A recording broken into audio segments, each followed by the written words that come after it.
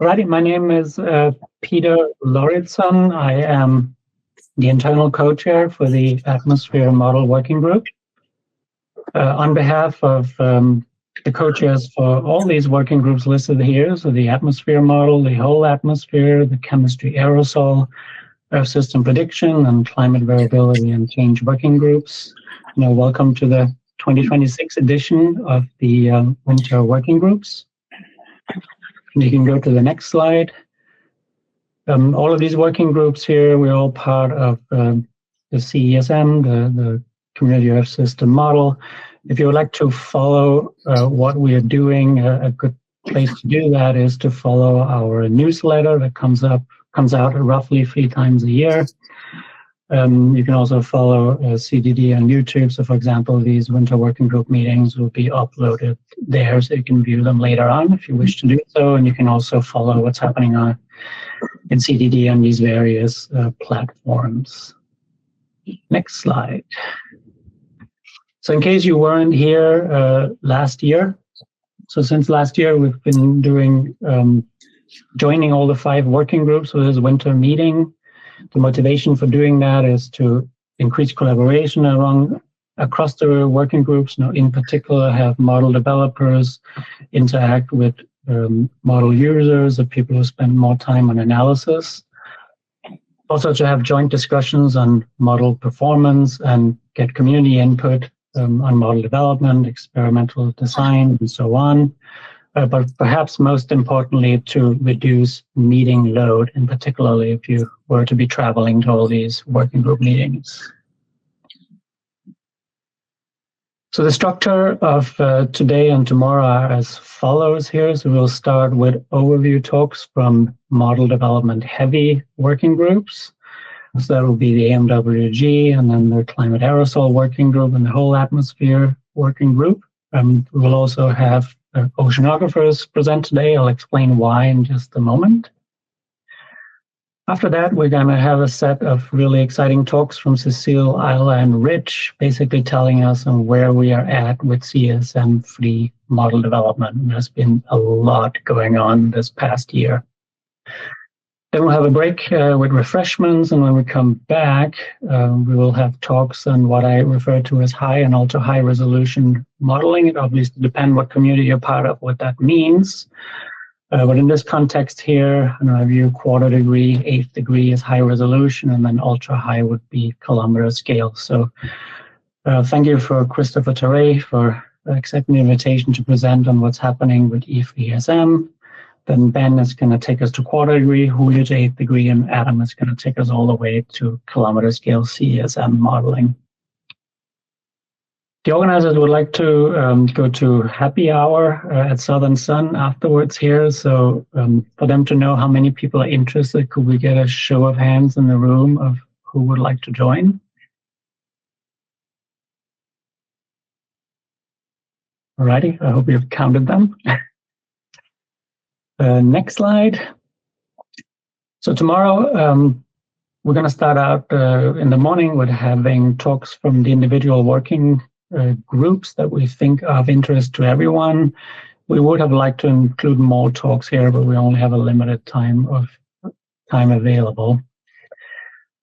Then we thought it would be a good idea to have some overview talks again about larger CESM projects. So for example, the INFORM project, the project of using perturbed parameter ensembles, a machine learned version of CESM, one of our emulators called the Camulator, and then also about our unified post-processing and diagnostics package called Qubit.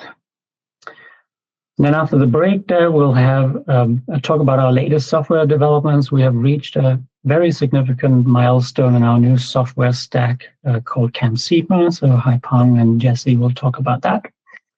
And then we'll have overview talks from what I call less model development-centric working groups. And then on Wednesday, it'll be individual working groups meeting. Next slide.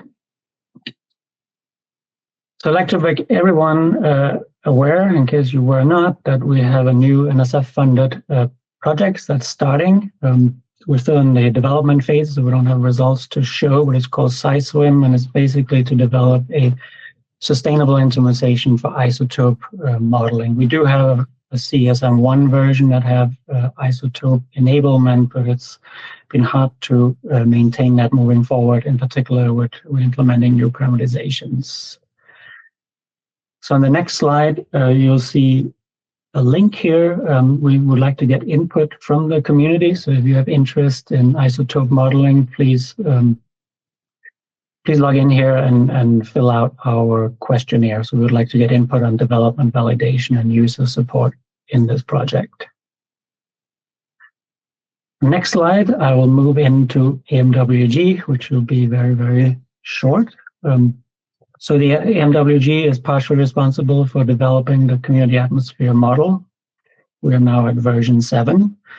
And on the next slide, I've given a one-slide summary of what's in CAM 7. So apologies for the information overload here, but this shows what major parameterizations, dynamical cores, model levels, and land-ocean models are used in different versions of CAM, all the way down back from CAM 4. Since our last model version, we're still using CLUB, but there's been some major changes there in terms of using prognostic momentum fluxes, which proved very beneficial, the higher resolution. I think Ben will talk about that. There's been modifications to the deep convection scheme, in particular to accommodate our higher vertical resolution in the boundary layer. Then also like to draw your attention to CLUB MF there, because that is a way to represent convectional model where we basically have a unified version of shallow and deep convection that works better at very high resolution. So Adam's going to talk about that. The MG microphysics package has been rebranded at Pumas, and the various bug fixes there have been very important to our science. And there's been a lot of work going on in the drag world. We talked about that in previous meetings as well. And that's for this model version here, we have now switched away from the finite volume dynamical core, and we're now using the spectral elements CSLAM version. And as everybody's probably aware, we raised the lid to 80 kilometers from 40 kilometers. Next slide, please.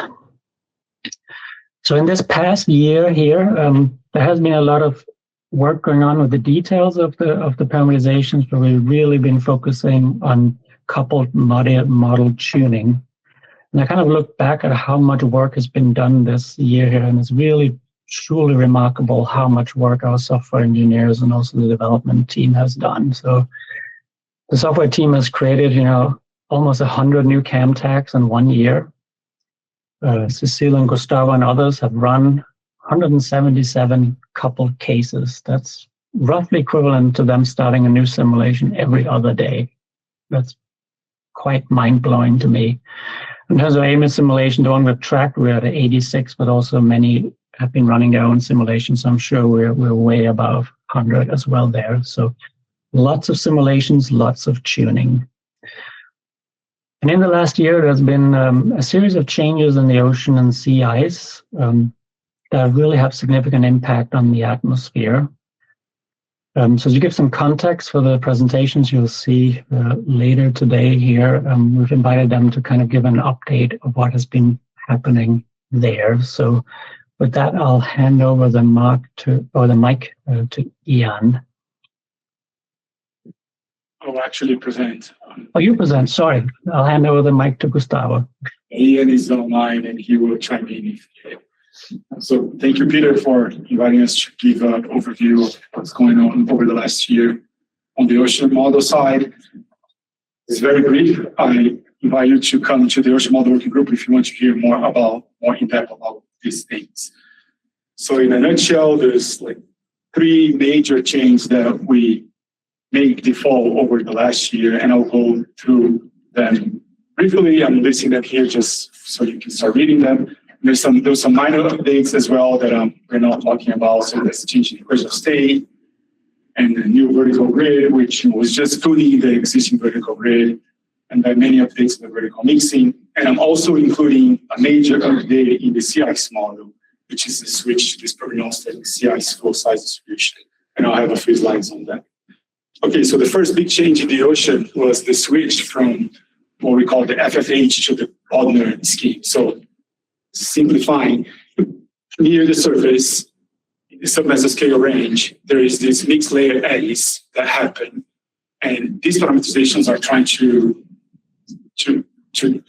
represent what these eddies do. So they're smaller than the submeso, of course, and they happen near the surface. So they're basically restrifying the ocean because of frontal development. So you have a front, and then these mixed layer eddies occur and then restratify the ocean. And the old formulation, which is on the left-hand side of this equation, used a constant length scale for these fronts, L sub f in the denominator. And then the new formulation, what we call Bodner, has a prognostic way of representing the length of the fronts. So you eliminated that L sub f in the denominator, which is better. And we had to use a global number everywhere. So we made the switch. It has a lot of appealing to not rely on a single number globally. And in the G case, which is forced ocean sea ice simulations, it led to a significant improvement in the mixed layer depth at low and high latitude. So then we decided to switch to this new parameterization. Focusing on the right-hand side, I don't want to go through the details, but there's a few important parameters here. The first one is the boundary layer depth, lowercase h, and the mixed layer depth, capital case H, as well as the horizontal gradient of buoyancy. So these are kind of the big terms acting. And just as a reminder, in the Labrador Sea, both little h and big H are very large. So the effect of the submesoscale parameterization, just restratifying the ocean, is very strong. So that's why I'll go with the next slide. We had to do some fine-tuning in the Labrador Sea to avoid the Labrador Sea from freezing. Okay, so this is the stream function that I showed before. Here, just plotted. There's three cases. So in one of them, I have that parameter CR on the right-hand side. So that is the tuning constant that we play with. I set it to 0 only in that mask in the Labrador Sea on the top right. And most of the cases we run with this setting don't freeze. There was a few cases that froze, but you can count them on the hand. The majority, I would say, 95% don't freeze. If you don't have restratification due to submesoscale in the Labrador Sea, we are fine in terms of freezing. If you add a little bit, like in the middle, CR 0.01, which is the value used elsewhere globally in the case on the left, there's a pretty strong restratification that occurs, as you can see. So these are all going in the middle of the Labrador Sea. So they're both converging in the middle of this the sea. And as I increase that by half, you see on the right, you see some change, but the magnitude doesn't change much. So it's kind of non-linear the way it is responding to CR. It's complicated. So we try to go to a low value, see if can we have submeso enable everywhere and not lap sea freezing? And the answer is no. As you can see at the bottom, those are the time series showing the area-weighted mixed layer depth only in that region on the top right. And on the far left, it doesn't freeze. Then on the case in the middle, it freezes, but then it defreezes, and I'll get into that in a little bit. And then on the right, it freezes right away. So that was the justification. And right now, we are converging to not use submeso in the Labrador Sea. Okay, the second one is this stochastic GME backscattered. So that was developed by Ian Grooms a few years ago. So the idea is the GM, so the J-McQueen's parameterization is removing available potential energy, and that energy is in the model is thrown away. Like you just remove available potential energy, converting potential, and then you lost that energy that is removed, that you take from flattening the isopycon. And the idea of this back parameterization is you take part of the energy and put back into the kinetic energy using this stochastic approach. In the model, we have a subgrid scale, mesoscale eddy kinetic energy that kind of controls the energy budget. So the GM, the energy loss through GM is accounted for in this subgrid scale parameterization. And so we take some of that energy and put back into the system as kinetic energy. And there's a whole way of how that is done. It comes into a specific way. I'll not get into the details. The bottom line is that because it's tied to GM, it's only active where GM is active, of course. So like Western Modern Currents, Southern Ocean, you won't see the effect of this everywhere. And the time series here, the time series at the bottom shows the effect of turning on this parameterization on the sea ice, and actually it helps. So the red time series is when we enable that parameterization in a couple simulation, and the control is the blue line. The shaded are what we are after. So those are CSM2, CSM1 lens simulations. So we get closer to the lens simulation. Turn it on. There's another backscatter parameterization, which is kind of complementary to the one I just described. That's the lift plus E. And the idea here is similar, but instead of relying on the GM energy loss, is on the biharmonic dissipation. So we have the biharmonic term that is dissipating, and again, that is, in terms of energetics, that's just an energy that's lost. And then what we do, again, this was developed by E, takes part of the energy and re-injects as a negative Laplacian viscosity. And it is mostly active because our grid is 2/3 everywhere, but at the equator, where we go to a quarter degree, the biharmonic is stronger at closer to the equator. So this parameterization is within the tropics that is active. So again, it's complementary to the one I described earlier, which is tied to the German equivalence parameterization. And we turned this on by mistake. It was not designed to be used in this kind of model, force resolution model.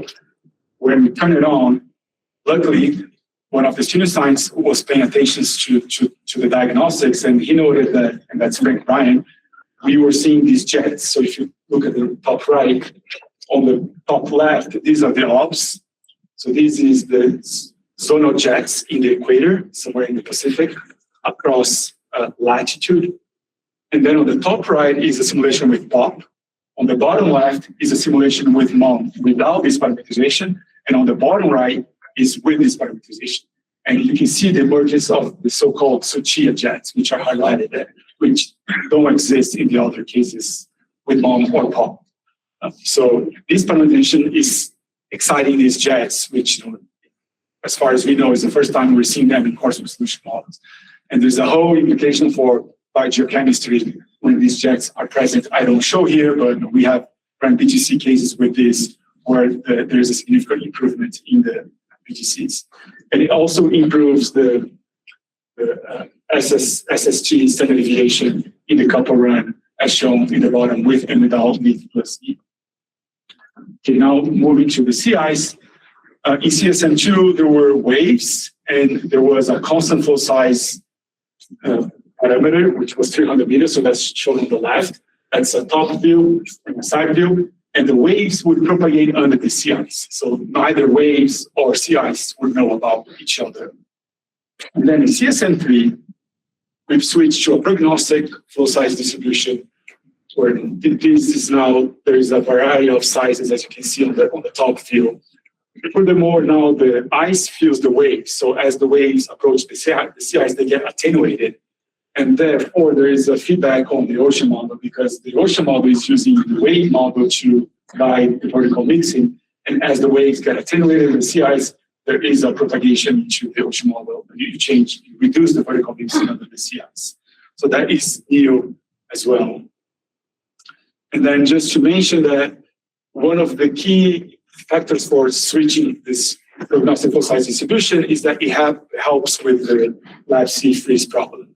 As I mentioned before, like 95% of the runs, when we don't use a submesoscale parameterization in the Labrador Sea, they don't freeze. But there were a case that it froze. That's the time series in red on the right.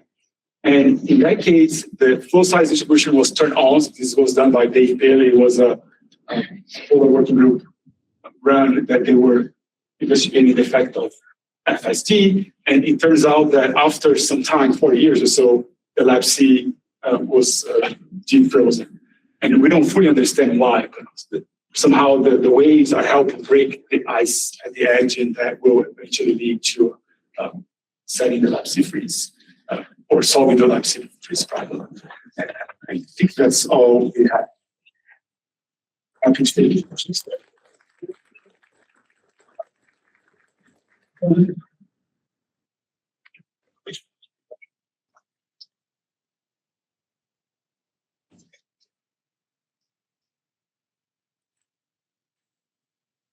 If you go back to the SST variance plot, I'm just wondering if they're the right way around. So is it like the one on the right looks better? Is that with the Leith E or okay? But I think there were other tunings that were done in addition to this that probably has made it be good with the Leith E in the end. Ian, do you have an explanation?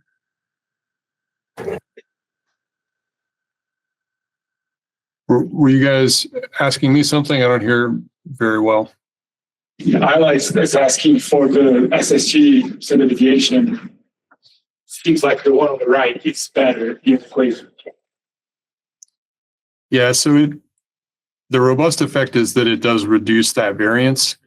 And depending on where you start, that either makes it worse or better. But on our current best runs, if I recall correctly, this is making it better. Thanks.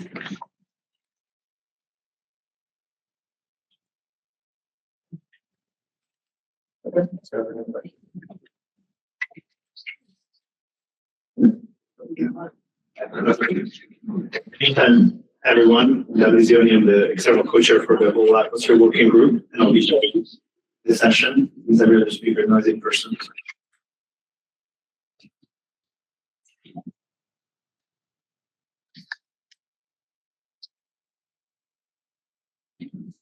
Okay, next up, we have Simone presenting from New Chemistry Council. Yeah.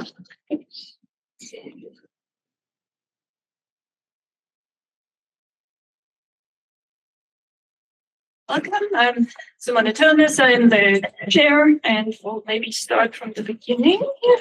Yeah, we have a new name. As you may have noticed, this was the Chemistry Climate Working Group. We now call it the Chemistry Aerosol Working Group to reflect our. Do you mind turning on your mic? Just need to put on the pack. There should be a little switch on it. Okay, better? Yeah. Yes. Yeah, so we want to reflect our expertise in chemistry and aerosols and members of the working group better. And our co-chair from outside is Rafa Fernandez, Rebecca Buchholzer, and Sean Honemickel are our liaisons, and Francis is our and others working group software engineer. Just quickly, this slide you have seen probably before just shows the different chemistry options that are dependent on mostly the model top, as well as the complexity of the chemistry that is desired for the scientific application that is used. And in general, it is that you can run all the model tops with very complex chemistry throughout the atmosphere, but also medium complexity and then also very little complexity. So for example, for our mid-top model, we do have our air quality chemistry with most traces and chemical reactions to really represent the air quality. And we'll hear a little bit about the T5S halogen chemistry in this meeting on Wednesday mostly. And so we also have our T4S chemistry. I will show a comparison in a little bit. And this is used for our workhouse model. It is 30% cheaper as the original tropospheric 1 chemistry version and represents the chemistry for the climate simulations quite well. And then the specified oxygen chemistry is used for runs where, for example, a low top model or other runs that do not really need chemical interactions. And so just quickly, our workhorse model, so we're discussing at least a few or many simulations will be done with full chemistry with the mid-top model.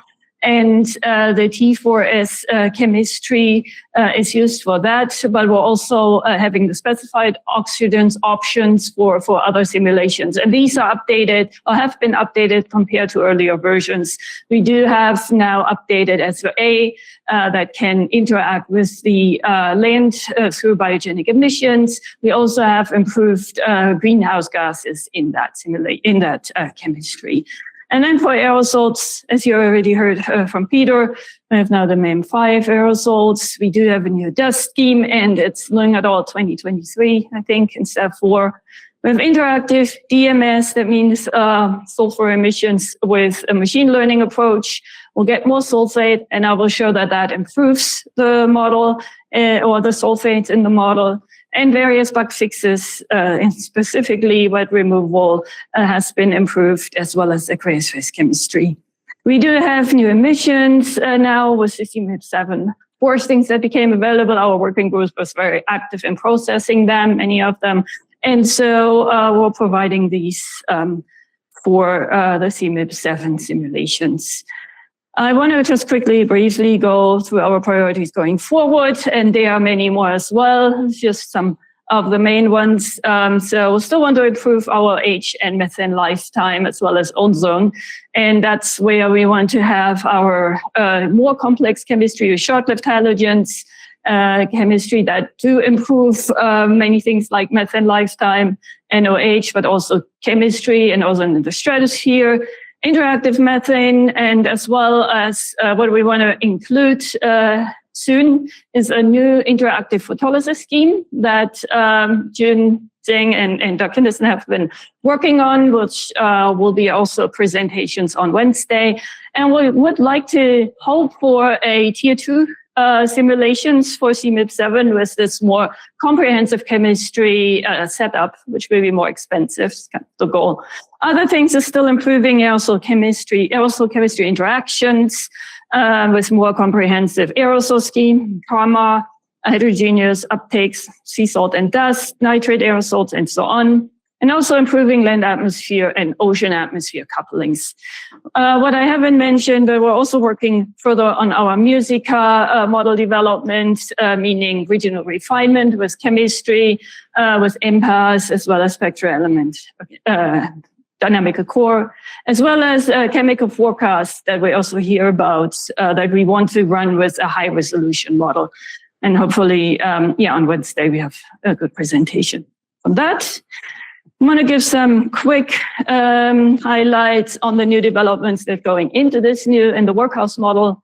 So the T4S versus T1S climate versus air quality chemistry. June has a paper submitted on this. This has been done with Chem 6 physics. And in principle, what you can see, this is the T4S tropospheric column, ozone on top. And here's the differences on the bottom. We do have a little reduction in percent. It's about up to 3%, maybe maximum of the oceans. But we do see some regions with some higher ozone. And in general, for the climate simulations, that's acceptable. However, when we look at surface ozone, there are more changes. So for air quality studies, it's not really necessarily suited. On the other hand, I mean, just for looking at the 900 hectopascal to ozone zones, we do agree pretty well. On the right is the aerosol optical depth and the visible. And here we again have T4S on top and the difference with T1S. You do see some regions that do have a little bit stronger differences. This is regions with a lot of biogenic emissions, where we have more changes in oxidants, as well as highly polluted regions. So again, for air quality studies and also aerosol studies. We need to keep in mind that the T1S chemistry may be the better option. Just another update on the dust tuning, or on the dust scheme that Danny has been working on a bit. And so this, he implemented a new dust emission scheme, and in comparison to the old one, Zender 2003, that was very discontinuous across the globe. We have now much better representation of the emissions. And on the bottom here, we see the AOD dust that has been improved significantly, specifically also like high biases over Australia have been removed, and also over South America. Next. So we did some test simulations, and so what we have is the B case that we ran for 20 years. This doesn't have quite all the bug fixes in it, but we produced it, so we have already some forcings for the low top specified oxygen simulations that is required to run those. I will show a couple of results from that. Then we ran a transient simulation, an FC 1975 to 2020 case, and compare it to WACM 6. And we also have a nudge simulation that was mostly to compare to ACOM data. So just for the B case, in general, just here in the middle, looking quickly at the AOD to see where we are compared to WACM 6. We're very similar in that. Some differences are in the stratospheric AOD, and that is mattering for the forcing in top of the atmosphere, you would think, because we do have higher stratospheric AOD in the new model version. And Ilaria Correa will talk on Tuesday, tomorrow, about how these forcings were derived and why we are a little bit higher based on the new CMIP7 emission data.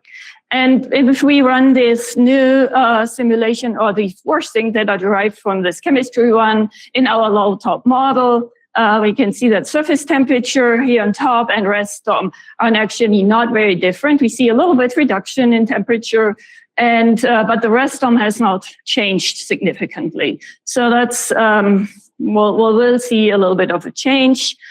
Quickly compared to WACM 6, also CSOT is a little higher, and people who are involved in the tuning, it is used mostly for tuning activities. So that's why we apply with these things. It has nothing to do with the model, the details of the model themselves. Other than that, we did change some wet removal, or we resolved some bug fixes that also impacted CSOT in more detail. But also AOD dust is a little bit lower than before. This is because of the land is, I think, moisture than before, but things could be tuned if they are desired. And AOD sulfate is higher, and that's because of our new dust scheme. We would expect that. There are more details, but can't go into all those right now. Just going now to the transient model run. First starting with stratospheric AOD, looking at the comparisons we have here 3 different comparisons: large magnitude eruption, volcanically quiescent, and small to moderate eruptions. We have our mid-top model run in this brownish color. And then there are some CMIP.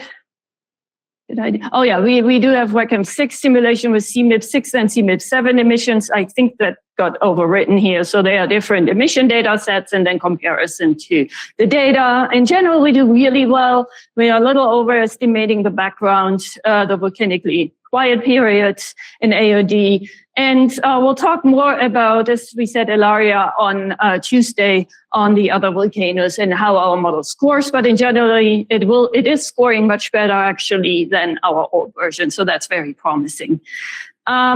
Just quickly again, well, I can go over this quickly. I guess our transient model run, we are in general a bit higher in the AOD compared to MERA data and compared to WACM 6. Again, tuning is important here, as well as AOD dust. Really, the F case can look different than the B case here, which has to be kept in mind. So tuning may be required if you do specific simulations. Comparing now with our ADF diagnostics from Sean, the mid-top model, to the WACM. This is compared to MODIS observations. And what we can see here on this, on the left side, is that the mid-top model is showing a little bit high bias over the oceans, which is a little stronger than WACM in the past. But we do have a better pattern, especially over the dust, high dust region have been removed now with the new dust scheme. We also see other patterns like the low bias is actually reduced. And when you look at the mean, we're actually improved compared to what we had before. I did look at some aerosol comparison with ATOM as well in this model version, but this is actually a nudged model version. So as I mentioned before, to just see what improvements we do have when we do comparison to aircraft observations.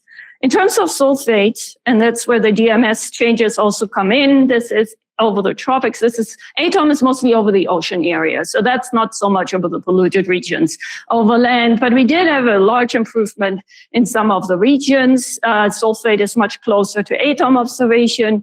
We'll still have some underrepresentation in the lower troposphere here. We'll still want to work on this to improve it. As we said before, maybe a slight overestimation still in the upper part here, but in the troposphere.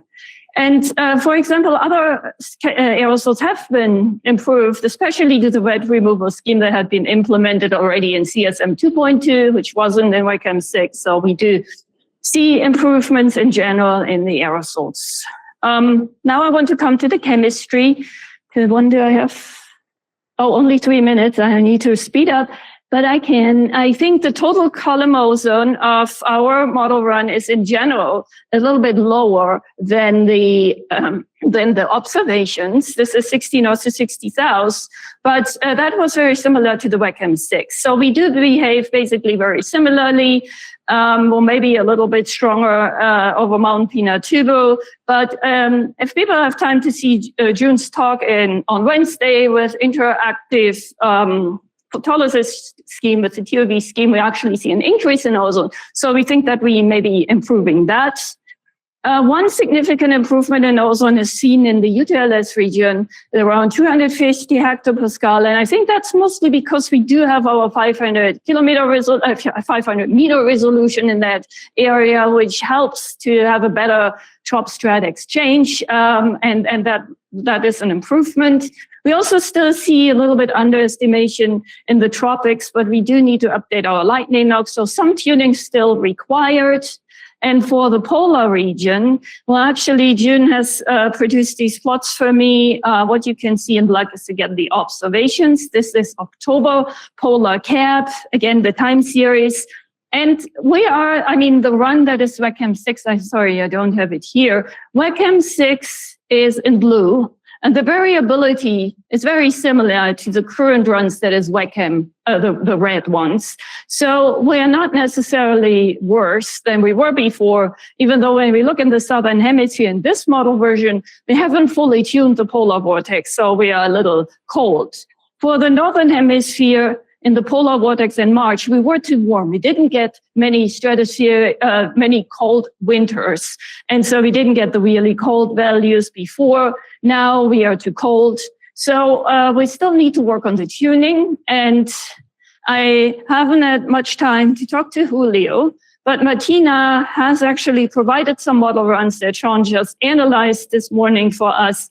And what we can see is that the new temperature comparison here, this is temperature, southern hemisphere, and anomalies. We saw the cold bias in the southern hemisphere. Now the new tuning is a little warm, so still a little bit work, I guess, to do. But the northern hemisphere is looking really well in March, so that could be quite promising. And the final result is the tape recorder. We do have comparison to MLS observation. Mi-Jong produced these plots. We're looking at the period between 2007 and 2016, both the MLS observation and the mid-top. And I think this looks really good. What I can say, Mi-Jong says it's slightly drier than MLS. The wet phase is slightly drier. And the other thing is what we are seeing and have seen is this double peak that does not actually occur in the MLS observations. And when we nudge the model, we do not see it that significantly. So there's still something that we're not quite happy with, but it's just something we have to live with, I guess, at the moment. The low top is actually a bit degraded, so that may be a good idea to maybe run the mid-top with specified oxygens, which was discussed earlier, to see if we have a better tape recorder. This is a summary, and I don't need to go over it, but just what we do need to do before we start our spin-up simulations, and I haven't mentioned that, we still have to integrate some upper stratospheric heating rates. There is a pull request that is in progress. Hopefully submitted soon that will still change a little bit the heating in the mid-top model, the polar vortex tuning, and still some fine-tuning of the chemistry. That's all. Thank you.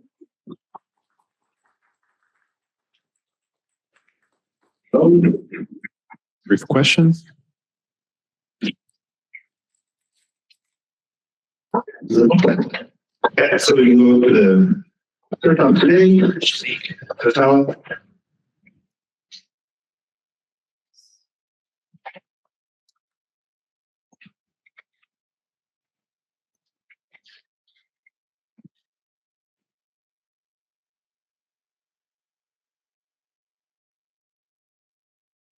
Okay. Okay.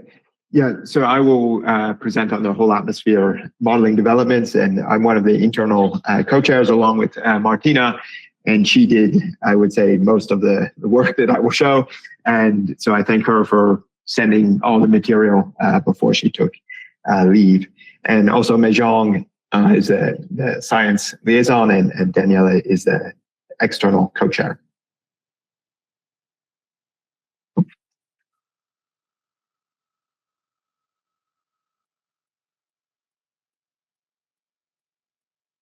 Okay, so the objectives for CESM3 in terms of the whole atmosphere working group, and here we're going to broaden a little bit in terms of whole atmosphere. It was, I think, historically always kind of WACM working group instead of whole atmosphere. So really anything kind of mid-stratosphere and up, we will consider for the domain of the whole atmosphere.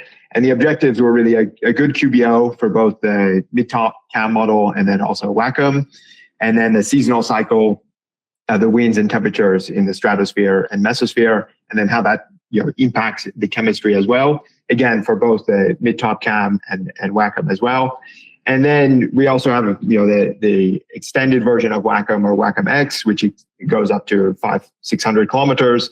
And then the really priority objective for CSM3 was to modify the SE dicore to extend it into the thermosphere, and then make sure we get good thermosphere, ionosphere variability and climatology. And so in terms of this talk, what I'll discuss is some of the tuning that Martina did for the QBO and the polar vortex, and really looking at the impact of interactive chemistry and then ocean coupling and how those impact the QBO tuning and polar vortex.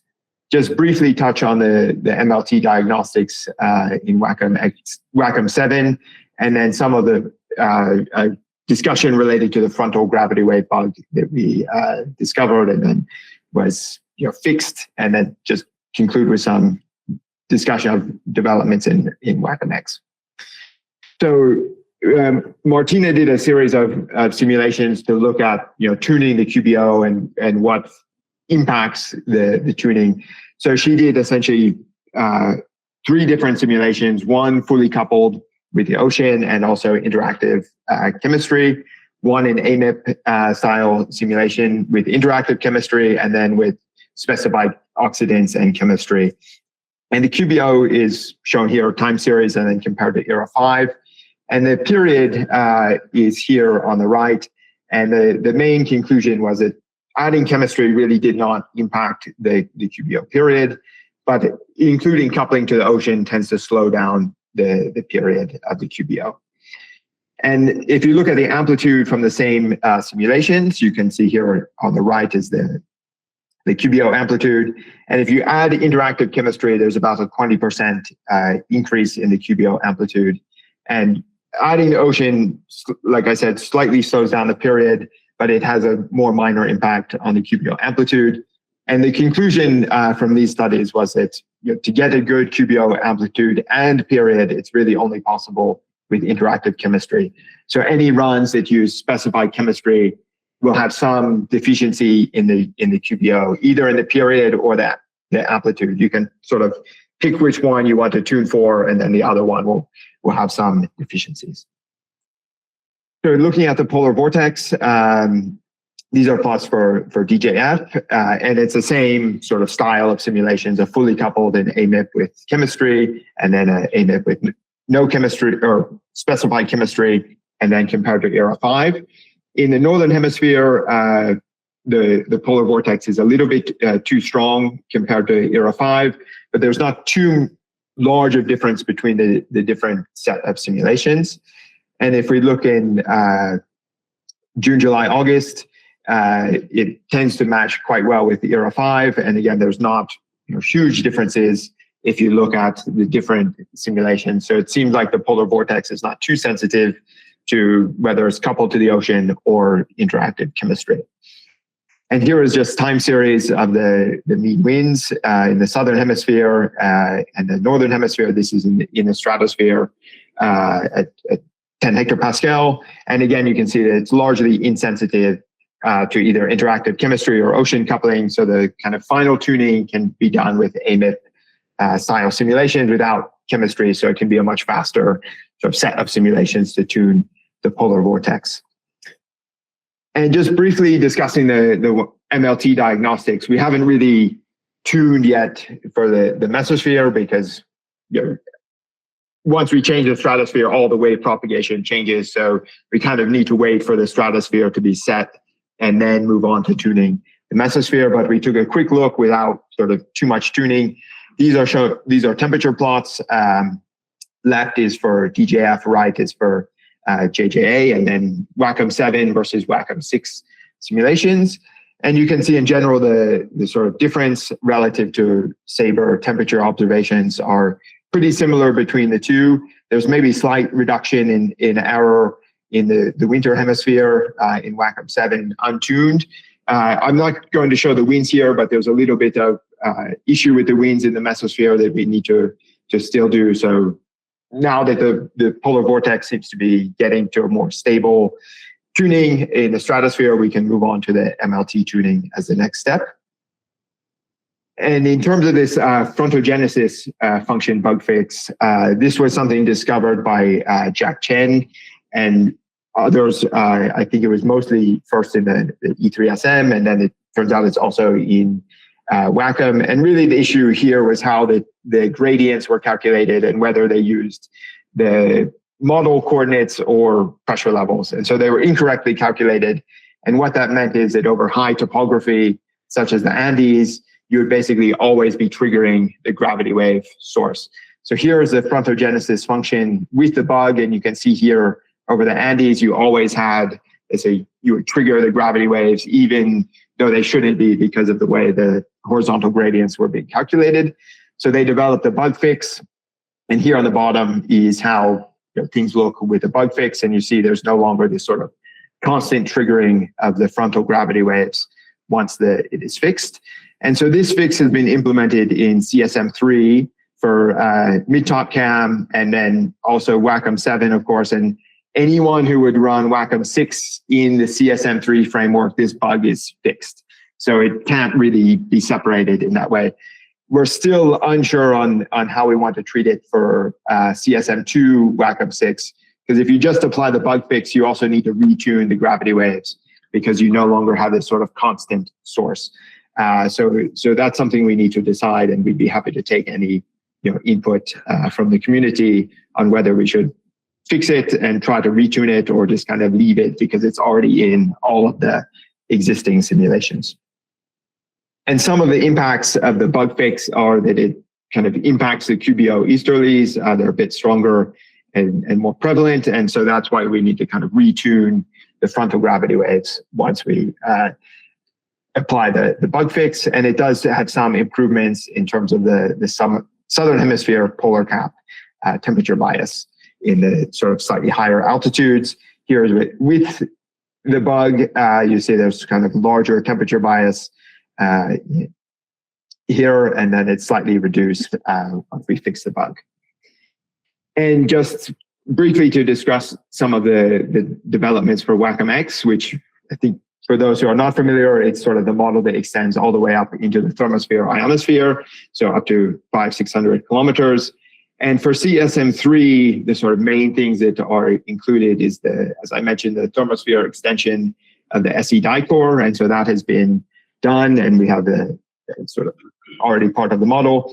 We have the high resolution capability to run quarter degree simulations, which also has a finer vertical grid. and then also including specified meteorology for that so that we can run nudged simulations. And then we've updated the thermosphere chemistry as well. And all of these have been kind of developed and are already in the model. So no real new developments needed there. Things that are in progress that we would like to include in a sort of CSM 3 point something are an updated electrodynamics solver that does a full sort of 3D calculation, and then we can calculate currents and geomagnetic perturbations. An E-region ion transport to look at sort of small scale shear layers and how that impacts ion transport, and that's developed University of Leeds. They developed it, and it's been sort of put into the CSM2 at this point, but we need to sort of update it a little bit. And then there's been some development on a pressure upper boundary for standalone MPAS for WACMX.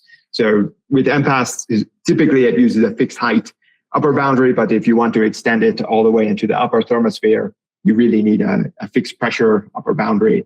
And so that development has been completed with collaboration between HAO and Cubed. And then the final thing is we finally completed two-way interactive coupling between WACMX and a magnetosphere model. So the magnetosphere and ionosphere thermosphere can now interact two-way, and this really helps provide better geomagnetic storm forcing for WACMX. And then the model itself provides a sort of inner boundary condition for the magnetosphere, and then we can get better representation of the magnetosphere dynamics and then how that kind of couples back into the ionosphere. So just to summarize, we've made good progress, I think, on tuning the QBO and the polar vortex for both the mid-top cam and WACM. And just to reiterate, to really get both the amplitude and period right for the QBO, you need to have the interactive chemistry. And so, you can sort of tune best for that, and there will be some deficiencies when using specified chemistry.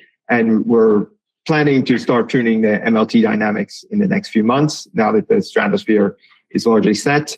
And one of the things that we plan to do in the next few months as well is really understand use cases for the mid-top cam versus WACM, so that we can provide community guidance on when it can be used, the mid-top model versus WACM, especially if you're doing studies like stratosphere, geoengineering, chemistry, things like that, whether mid-top is sufficient or it really needs to use WACM.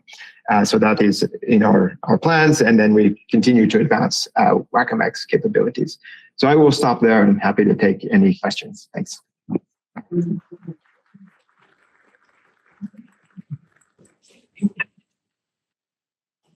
Any questions?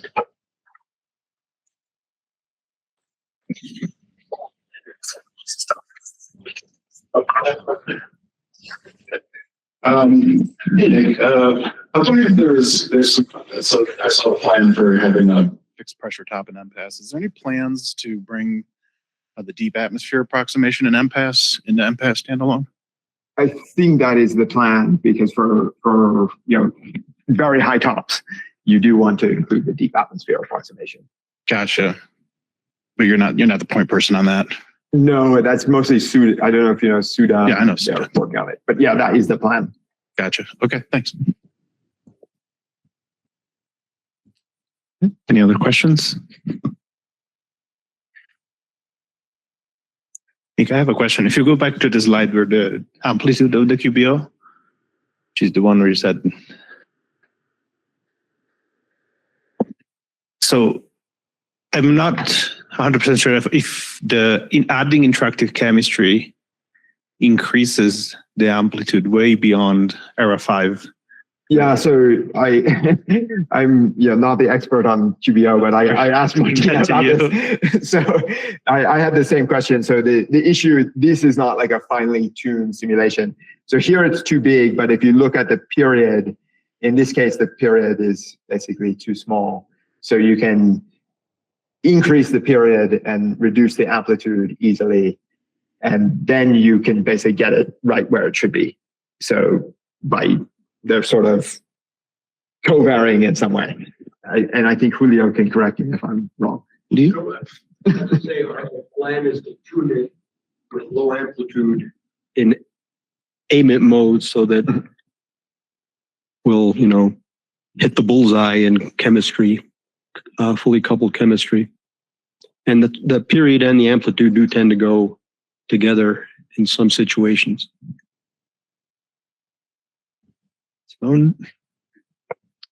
So, I mean, in that way, we could probably have two different tuning parameters for F cases and B cases, right? If you wanted it perfect in each.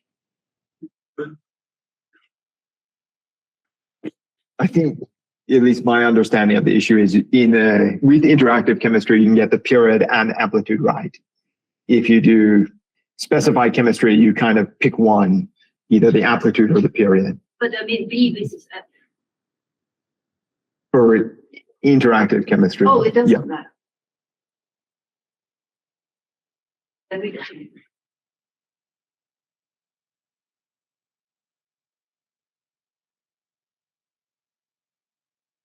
Okay. At the next whole atmosphere meeting, we can discuss this more, maybe. Yeah. Okay. Thank you, Nick. Can move on to the next.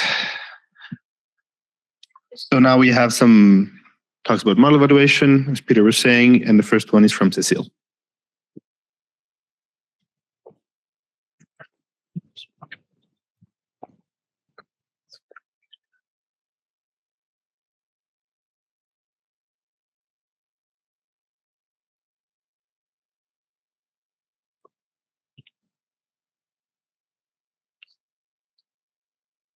Does it work?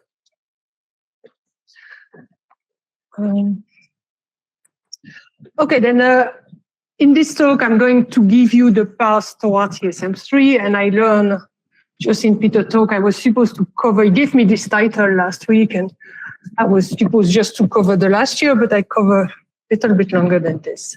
And basically, this is the roadmap of this talk. Then I will talk about the CSM3 development, some highlight, and then I will talk also about the database that we have for CSM development simulation.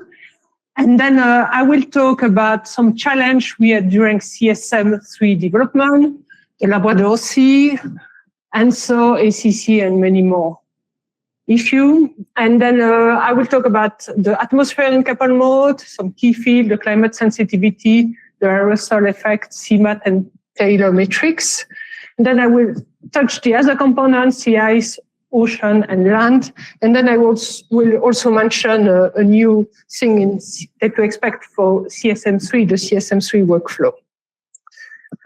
Then this is a slide from Dave, then significant update for all model components. For some component like the atmosphere, it's more an evolution.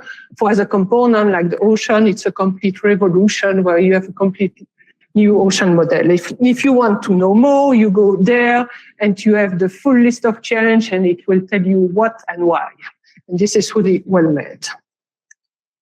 Then basically this is the timeline of the simulation for CSM3 development. And I found it was interesting to go back to CSM2.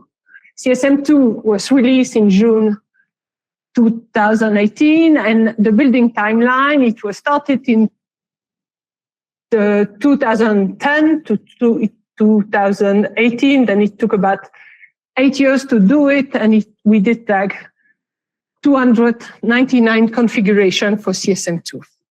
Then I found it was interesting for CSM3. It's also about 8 years to develop CSM3. We have 302 configuration. And this morning at 9 a.m., we are going to have a new one this afternoon. And as Dev, this is a picture of Dev, but we are almost there. And we are targeting the release for June 2026 for the workshop, but in the CSM development world, it's always hard to have like a firm deadline. And this is the target date. Then this is the CSM run database. Then already a lot of you are using this, but if you are not aware of this, I want you to know that it exists. We are tracking all our development simulation. They are on this website, on this GitHub repo. It will look like this. And what are we tracking there? You will have information about all the simulation we have been doing. You will have link to case directory either on the retro or on GitHub. You will have the output that's available. You will have diagnostic and also related discussion. And there are tons of information there. And basically, this is the way that it's organized. You have issue, but it's not like traditional issue that you are using in the CSM tag. It will be an issue with one simulation. And if you click on one of the issue, we'll have information about case directory, the tag diagnostic, and also post on plot bug, etc. And also you will have in the discussion, it will be discussion about specific issue that usually group several simulation. And this is, you will have discussion there. That I encourage, if you have not looked at this, to visit this webpage. Then now I want to talk a little bit about challenge during the CSM development, and then what has been slowing us down on the scenic highway to CSM3, because scenic highway, it has been taken 8 years. And here I apologize, there will be some overlap with Gustavo.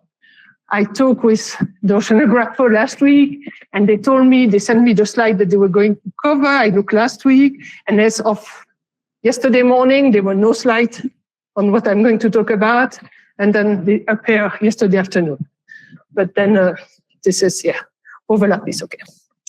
Then basically I'm going to talk about three things: the Labrador Sea freeze, and I'm not, yeah, and so this is the three things that has been slowing us down. There were also, the list is not exhaustive, but this is what I can remember. Then there is like the lab freeze, and so characteristic, and also the ACC transport. Basically, this is, I'm going to cover the lab sea freeze in this talk. Ayla will talk about ENSO characteristic in the following talk. And also for the ACC, I will touch it here, and you can go to the atmospheric working group on Thursday to know more about this. Then this is really, the lab sea freeze is really a sticky challenge in CSM. And I went back to some slide, and I found this slide that was in 2016, and I was saying that the lab sea freeze in CSM2.dev. Then if you look here, then you have like this very thin line. It's the observed sea ice extent, the since black line here, and you see that in CSM1 it looks really good, and then in CSM2 during the development, suddenly you will see this build of the sea ice in the Labrador Sea over here. And this was a showstopper, and we could not go with this, and it really slowed down. And basically, I can date the lab sea freezing in 2016 when we start to have issue, and really our beautiful CSM2 boat got stuck in the lab sea water, frozen water, for a while. And I like to have this picture here. Then this is here basically. Then you see the little guy in the front. It was Jean-François at the beginning. It was replaced by Gokan after. It was our chief scientist. And then you have all the co-chair trying to pull the boat out of the sea ice. Then basically, the lab sea freeze re-emerged in CSM3. And it's really a difficult problem. And you have a plot here that shows the lab sea freezing. Then you see that the lab sea freeze can sometimes happen after 20 years, but sometimes it can happen after 100 years. And we had even around 156 that it happened after 200 years. Then it's a very difficult problem. What we had also, it was when it's frozen, it's still frozen. But there is like a little asterisk. It was true until, and it was stay awake. It's coming in a couple of slides. Gustavo ruined my old suspense, but it's okay. This is really a difficult problem. And I feel it's even more difficult in CSM3 than it was in CSM2, because in CSM2, if you had like a long spin up without freezing, then it will stay unfrozen. In CSM3, even when you start from a spun up state, it can still freeze. And it has been really tricky. And I wanted to look at some simulation that before we were not tracking really the ice fraction in every simulation, but I really started to track it to keep this somewhere in one of my directory in the run 127. And you see the run that are not frozen, it's the one that are in green, and the lap C is frozen, it's the one that are in blue. And basically you see here, then you have, you can do, sometimes it's freezing, sometimes it's not freezing. And I was even thinking to do a plot of correlation of lap C freeze with unhappiness of the co-chair, but I didn't have a chance to do this. But you can see that the lap C freeze, it happened about in about 30% of our development run.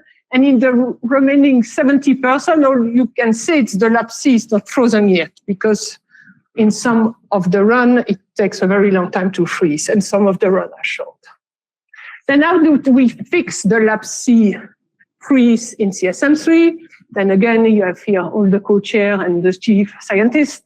Now it's Dev, but he seems he does nothing, but there is a tons of work behind the scenes. And hand in the pocket, it means nothing.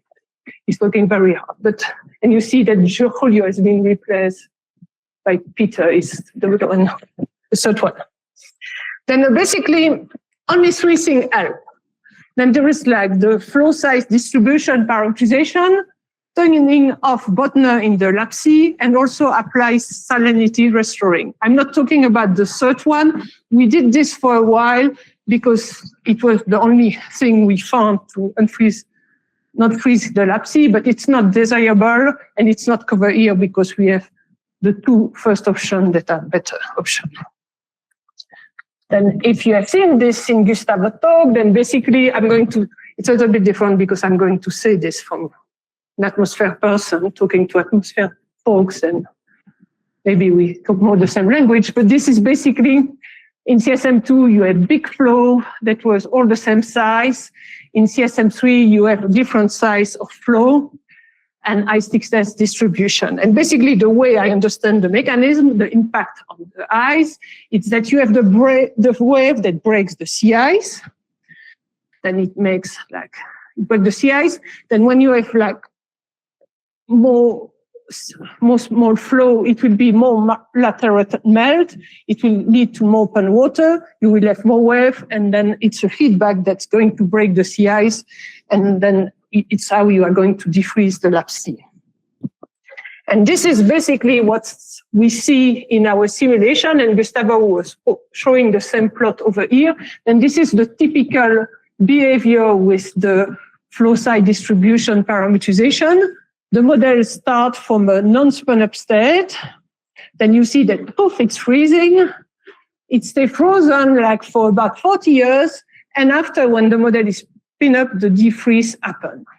Then we can say that before we had once frozen, the lap C stay frozen.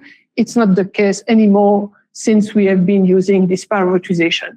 And then what's interesting, we saw in other runs, sometimes it will freeze, unfreeze, and it wants to freeze again, but then it defreeze. And it's really like the beauty of this new behavior of with the flow side distribution.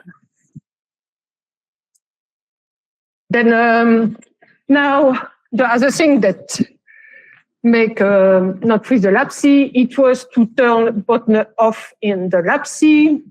And Gustavo he explained what's Botner. Then it's basically a mixed layer scheme that control the stratification, and it opposed to the deep mixing. And what's important is that if you have really the strength of the restratification is going to increase when the ML depths increase. And in the lap C, the mixed layer are really deep. Then it means the restratification is going to become very strong. The convection is going to be suppressed. The heat stays trapped below, and then the surface remain cold, and the sea ice grow. And it's basically what you are seeing in this run here. Then even that we had it's a run where we had both F as the flow size distribution on, and we try to turn Botner on, and you see that even it defreeze, it freeze again, and it never defreeze. We try to extend this. Then at the end, Botner off in the lap C, it was what's helping with the lap C freezing. And I think we can justify this because this parametrization was not made for very deep boundary layer, which is what we have in the LabC. Then I'm going now to show a few key fields in CSM3 in recent simulation. Then here I'm comparing observation from Adler SST product. I'm using Climo, it's a product I use, Climo year, just a 20-year Climo. And for CSM2 and CSM3, I use 10-year Climo of PI control. And I would have liked to put longer Climo, but I did this yesterday and I was running out of time. Then I use only 10 years. Then this is the Climo for both run. And you see that the PI control in CSM3 is overall colder than in CSM2, but you had this hemispherical seasonal bias that was present in CSM2. It's not present in CSM3. Another field here is the precipitation compared to GPCP. Again, this is the Climo year that I have used. And you see that the bias is different in the two simulations. I don't know if we can say it's better in one of the other, but this is what it is. There are some improvement in some region and some degradation in other region of the precipitation bias. Shortwave cloud forcing compared to Cirrus CBAF 4.1 product, again, the Climo year that I'm using. And here what you are seeing is that, again, there are quite a bit of difference. And in particular, the stratocumulus are quite different in CSM2 than in CSM3.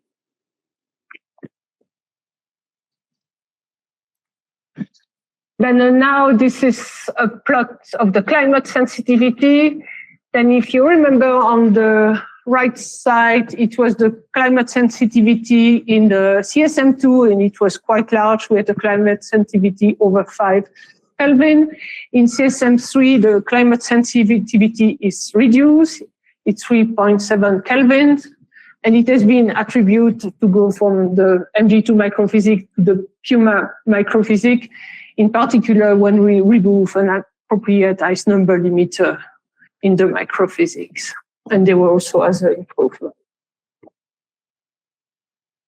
Also, we have looked at the aerosol effect in CSM2 and CSM3. And for this, we run the FKS with pre-industrial aerosol versus present-day aerosol. And basically, the rest term, the difference of rest term between these two FKS give you the total aerosol effect. And then the difference in shortwave cloud forcing gives you the first indirect effect. And also, I think you can look at the second direct effect with looking at difference in liquid water path. But I want to look at really the two first line. Then you see that the total aerosol effect and the first indirect effect are strongly reduced between CSM2 and CSM3. And it's a good thing because you look at the estimate, the CMIP6 estimate of the total aerosol effect and the first indirect effect. And in CSM2, we were overestimating the aerosol effect. And in CSM3, we are in the error bar of the CMIP6 estimate, more or less.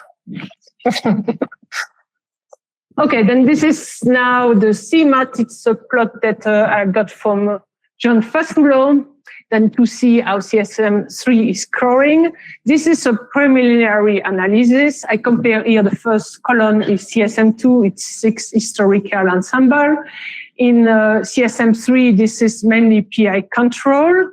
Then this is still a preliminary analysis because we will have to have historical in this plot to do a fair comparison. Then you see that overall CSM3 is competitive with CSM2. There are things that are better, in particular the radiative flux and the dynamic are better, but you have things that are worse, like the water cycle field. And then, this is basically the column CSM2 and CSM3. I took one case here, 271. And when you go this way, it's better agreement with observation. There's a plot that I wanted to show you, I call this the return of Taylor diagram season 2. Then Brian Medeiros has been reviving the below of Taylor diagram that was in the atmospheric diagnostic package, the atmospheric working group diagnostic package. It was a plot that Rich put in the package at the time, and then we didn't have this in the ADF. Then basically, how do you read this? Then the Taylor diagram gives you a summary of the model performance. The bias is the size of the symbol. If you look at the correlation, then this is basically the angle. You have bad correlation when it's vertical, and the closest you are going to the x-axis, you have a better correlation. And then the standard deviation, it's the radial distance. Then basically, I'm always afraid to touch this because it changed light. And this is when you are 1. And then this gives you like, it's a measure of the annual cycle. Yeah, there is like a typo. Annual cycle compared to observation. Then basically a perfect model would be like at the bottom, at the point here.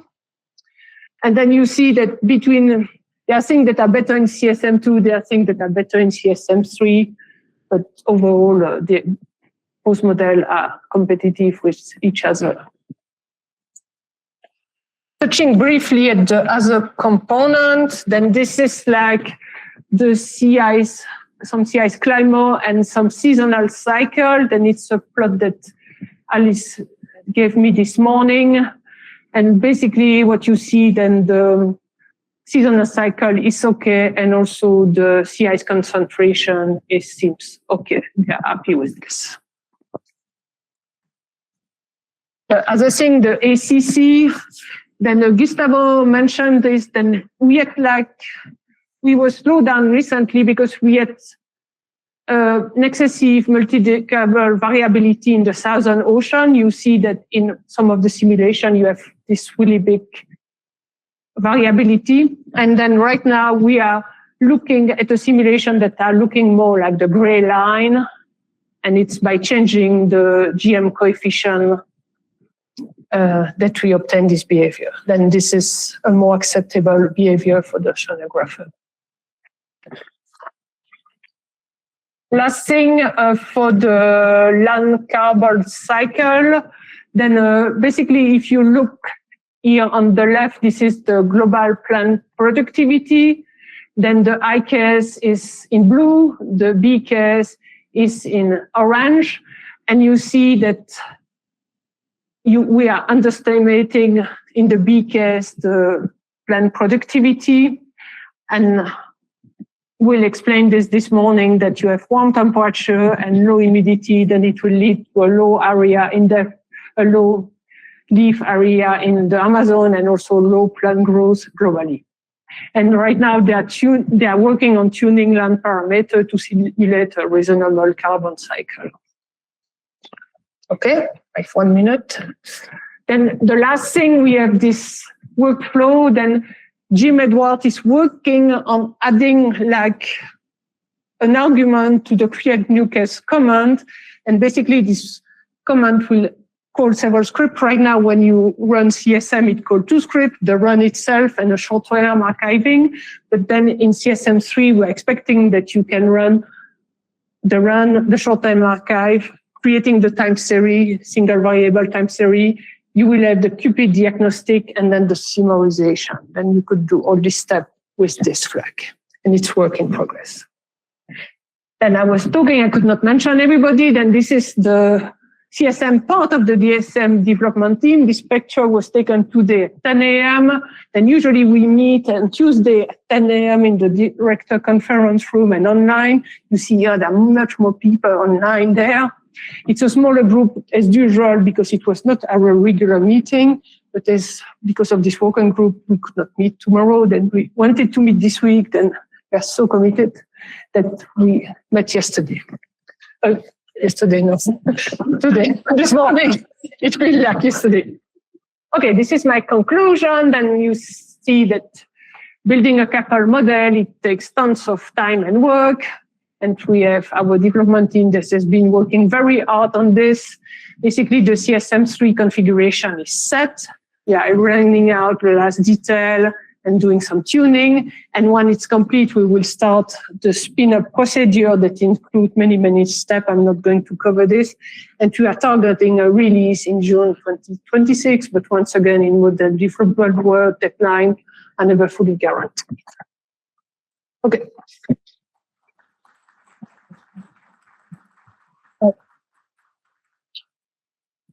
Any quick questions before we move on?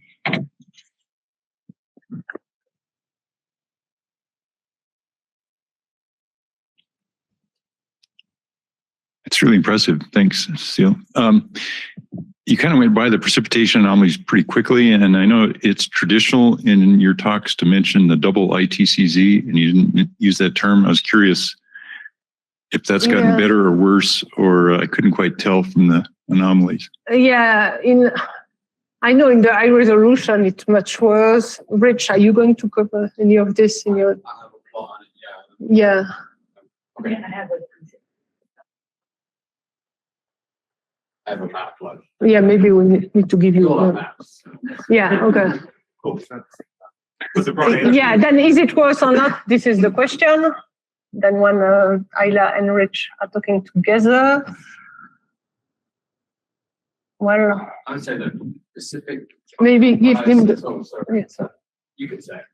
Yeah, no, you said better. Yeah, I mean, the general thing is CSM3 has worse, on the whole, tropical Pacific biases in precip. And double ITCZ, yeah. Yeah. Okay. Okay, thank you. Sorry, I'm going to leave with the mic. Okay, next up, we have Ayla.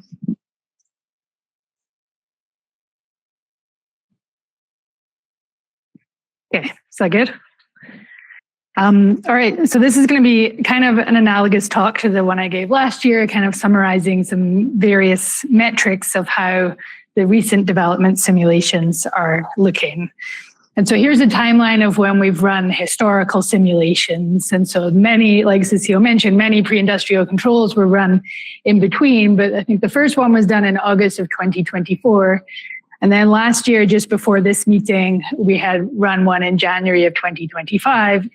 Then in the summer, there was a switch to the CMIP7 emissions. Another one was run in 2026. And then Cecile has run two recent historical simulations in December of last year with two different tuning options for CAM. And so the focus here is going to be a bit on how have certain things evolved since the historical simulation that we had this time last year, and then our more recent ones, particularly on certain things that I highlighted in my talk last year, which I'm sure you all remember, but I'll remind you of what they were.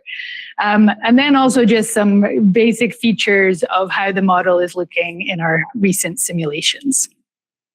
So I'll start with the global mean surface temperature evolution. And so here I'm showing on the top is the global average, then we've got the land area average and the ocean average. And these are anomalies relative to 1850 to 1880. And I've also masked the model in the same way as the observational data. So you have NANs at the same times and locations. So that's why these might look a little different from what you're used to because of that masking. And so here you see CSM2, large ensemble, and the large ensemble range compared with the observations. And CSM2 was a pretty good model, maybe on the land side. There's some indications that it wasn't warming quite as much as the observational record. And then here's our first historical simulation, and then the one that we had last year. And this time last year, I kind of made a big deal about maybe we're doing better over the land surface.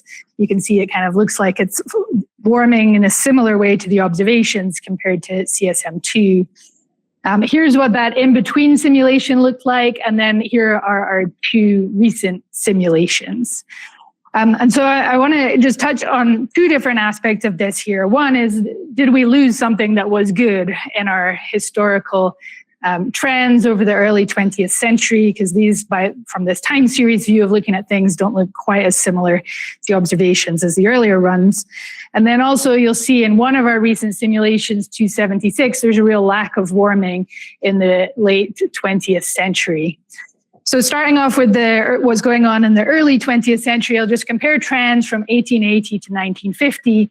between these 4 different simulations, those 2 very early ones, and then the 2 most recent ones. And so here's the land area average temperature trends. So you've got a PDF there from all of the large ensemble members. You've got the observation-based data in black. And then these other simulations are in the other lines. And it's not actually obvious that we're doing worse in the trends over this period than we were before. I think what you can see here is that our kind of more green colored lines, the recent ones, look like they maybe have a bigger response to Krakatoa, which is kind of shifting the whole thing down. I don't know if chemists might have something to say about that, or well, maybe we'll hear about that tomorrow, but I don't want to make too much of a big deal about that because I think there's chances that there's a lot of low frequency variability that's unrealistic in these model configurations right now, which could be impacting on that. Here's maps of those trends over that early 20th century period. So the 2 on the left are the older runs and the 2 on the right are the more recent runs. And then here's the bias relative to the observation-based data. Now, of course, we don't know what in the observations is internal variability versus forced signals. But one thing you can see is that the 2 on the left were warming more over Eurasia, which is actually not a good thing compared to observations. Whereas the 2 on the right, they have different biases. So it wasn't necessarily the case that our earlier runs were better than our more recent runs in these early 20th century trends. And when you look at the root mean square error of these trends over land, they're all kind of similar and within the large ensemble distribution. So I think I maybe made too big of a deal of us doing better things over land last time. And while it maybe looks a little worse from the time series perspective, I don't think we're doing anything drastically different now than we were before. So now this lack of warming in the late 20th century in this 276 configuration, which is one of the most recent runs. I am here showing trends from 1950 to 2000, global average trends this time. And so you can see in the large ensemble that PDF is kind of the range of trends that you get from internal variability compared with the black line there, which is the observations. And then you can see that the difference between 271 and 276 is really massive compared to the spread you have due to internal variability in CSM2. And then 276, the dashed line, is cooling in contrast to the warming that is observed. And so there's been a couple of possibilities that have been investigated. One is looking at whether there's any role for changes in aerosol radiative forcing between these 2 different atmospheric tuning configurations. And it was very similar between these 2 configurations doing the RF-MIP test, as Cecile mentioned, at -0.7. And then there's this potential impact of spurious low frequency variability in the Southern Ocean, which has already been mentioned. And that's now being investigated with 2 additional experiments from different initialization dates. And so here's one of the manifestations of that low frequency variability. We've kind of already seen this. This is the transport across the Drake Passage. And you can see that both the pre-industrial controls of both 271 and 276 have these massive centennial timescale variability. And so it could be very sensitive to where we start as to what trends we end up getting even 150 years later because of this low frequency variability. So Cecile started 2 other members from different dates to see whether this is a robust lack of warming that we have in the 276 configuration. And it's too early to say at this point. Maybe by the end of Wednesday, we'll know the answer. The dashed lines are the new runs, but they're only in the 1970s or early 80s right now. So we don't really know the answer yet. All right, now ENSO. So this time last year, as Cecile mentioned, we were having a lot of issues with ENSO. One of them was the autocorrelation of ENSO variability. So this is showing the lagged autocorrelation of the Nino 3.4 index. You can see the CSM2 large ensemble there in red, and then all of the CMIP6 models in gray, observations in black. And CSM2 had a pretty good Nino 3.4 autocorrelation where you can see SST anomalies fall to being of the opposite sign over the course of a couple of years. And you also see that in these El Nino Havmalers. So these are composites of El Nino events as a function of longitude and time. And you can see the El Ninos transition into being La Ninas in the observations, and they did so as well in CSM2. Now, this time last year, this is what CSM3 was looking like, and it was really terrible. It was kind of one of the worst models compared to the CMIP6 models, with a really long autocorrelation timescale and El Niños not transitioning into La Niñas.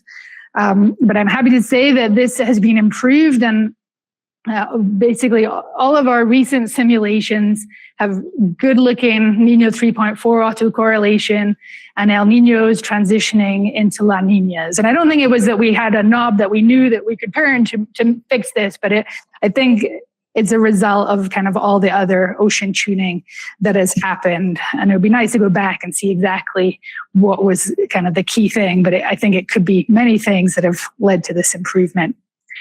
Here's the Niño 3.4 variance as a function of the month of the year. So you can compare the model in gray with the observations in orange. In CSM2, we had Niño 3.4 variances that were too large compared to observations, but not terrible. And the model's kind of similar now. It might depend a bit which configuration we choose, but these are also subject to internal variability. So overall, pretty consistent, I think, with what we had in CSM2. And then here is also the spatial structure of SST variance in 5 south to 5 north as a function of longitude. And I'm not showing this here, but we also had all these issues with having kind of 2 peaks in our variability as a function of longitude. And that has also now gone away, and the model's looking pretty good in terms of the longitudinal structure of the SST variance. So now I'm going to summarize some metrics of the basic large-scale climate.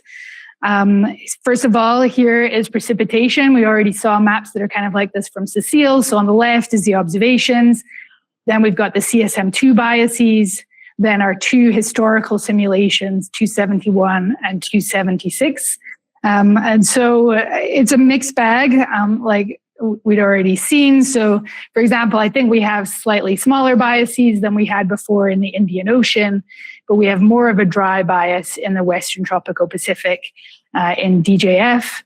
And then in JJA, it looks like we have some pretty big improvements in the Atlantic ITCZ, but then we have this wet bias in the low latitude West Pacific, and we had that in CSM2, and it looks like it's gotten a bit worse in CSM3. I'm going to show a few plots like this, which are kind of summarizing global error metrics. So this is a normalized mean squared error. It's the difference between model and observations, the mean squared difference between model and observations across space, divided by the spatial variance in the observations. So we'll have the annual mean on the top and then the 4 seasons on the bottom. And each of the gray bars are a different CMIP6 model. And then we'll have a pink range, which is going to be the minimum to maximum range across the CSM2 large ensemble. We'll have a green dot, which is our development simulation from this time last year.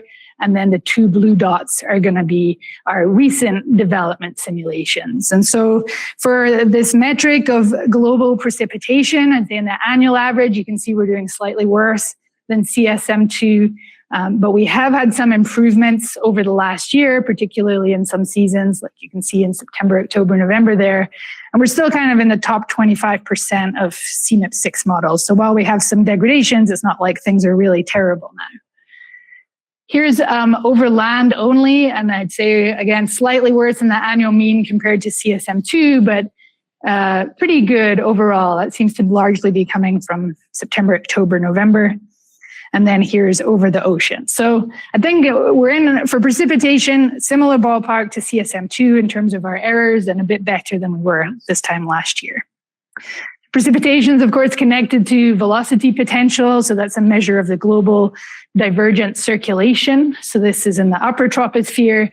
So the divergent circulation is coming out of the blue and going into the red. Not too much to say about these biases in map form. I think they're pretty similar to what we used to have.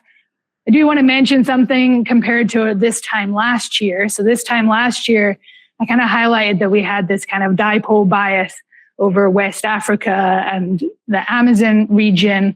And that has improved a bit compared to what we had last year. And that is also related to improvements in precipitation biases. So this time last year, we were too wet over West Africa, too dry over the Amazon. And that's still true, but the biases are reduced compared to what they were before. These are actually, I think, pretty similar to CSM2. All right, so here's a global summary of that error in the velocity potential, and CSM2 was a really good model in this metric, particularly in JJA there. And CSM3 is still a really good model. I'd say it's very similar to CSM2 in the representation of this global divergent circulation. We've seen some changes in our southern hemisphere jet stream in particular. So this is showing zonal mean zonal wind at 850 hectopascal for the 4 different seasons. And so you can see that CSM2 had a jet stream that was too strong in all of these seasons. CSM2 has a jet stream that is much more similar to observations in terms of its strength, but it is shifted a bit equatorward now compared to observations, which is a very common bias among models. CSM2 was kind of unusual in having the jet in exactly the right place, although it was too strong. So I guess it depends on what you care about, but overall I feel like that should say CSM3 in the blue. CSM3 I think is looking better. Here's biases in the jet stream in map form. So this is 700 hectopascal zonal wind. A couple of things to point out is I do think we have some degradations in our jet streams in the northern hemisphere wintertime. But then you can also see the changing nature of our biases in the southern hemisphere from being too strong to now being kind of the right magnitude, but equatorward shifted. And so here's that global error metric for 700 hectopascal zonal wind. And it depends on which season you're looking at, but I think we're either similar or slightly better than CSM2. This is in the global average. When we look just at the northern hemisphere, you can see that degradation there in DJF. But when we look in the southern hemisphere, we do see quite substantial improvements. CSM3 seems to be really one of the best models when you can compare it to CMIP6 in how the southern hemisphere circulation is looking. So just finish up with 500 hectopascal eddy stream function. So this is a metric of our stationary waves, and that's of course very connected to the jet stream metrics that I just showed before. And so similarly, it does look like we have some degradations in northern hemisphere wintertime, but we have some pretty big improvements in the southern hemisphere stationary waves compared to CSM2. Here's our error metrics for 500 hectopascal eddy stream function. So we're either similar to or slightly better than in some seasons CSM2. Here's in the northern hemisphere, again, maybe a bit of a degradation in the wintertime. And then in the southern hemisphere, we're definitely doing better than we were in CSM2 for southern hemisphere stationary waves. So to conclude, from the perspective of large-scale climate, I think things have improved quite a bit with the tuning since last year. The problems that we had with ENSO seem to have been alleviated. For large-scale circulation metrics, I think CSM3 is quite comparable to CSM2 for many things, and it's on the good end of the CMIP6 distribution. And we see substantial improvements in the southern hemisphere circulation. The jet stream strength is better, the stationary waves are better, and it's really a very good model in the southern hemisphere. But we have some degradations in the northern hemisphere, particularly in winter. And then we have the Southern Ocean low frequency variability, and work is going on to try and alleviate that. And we'll see then how our time evolution of global surface temperature evolves as a result of that. So thank you.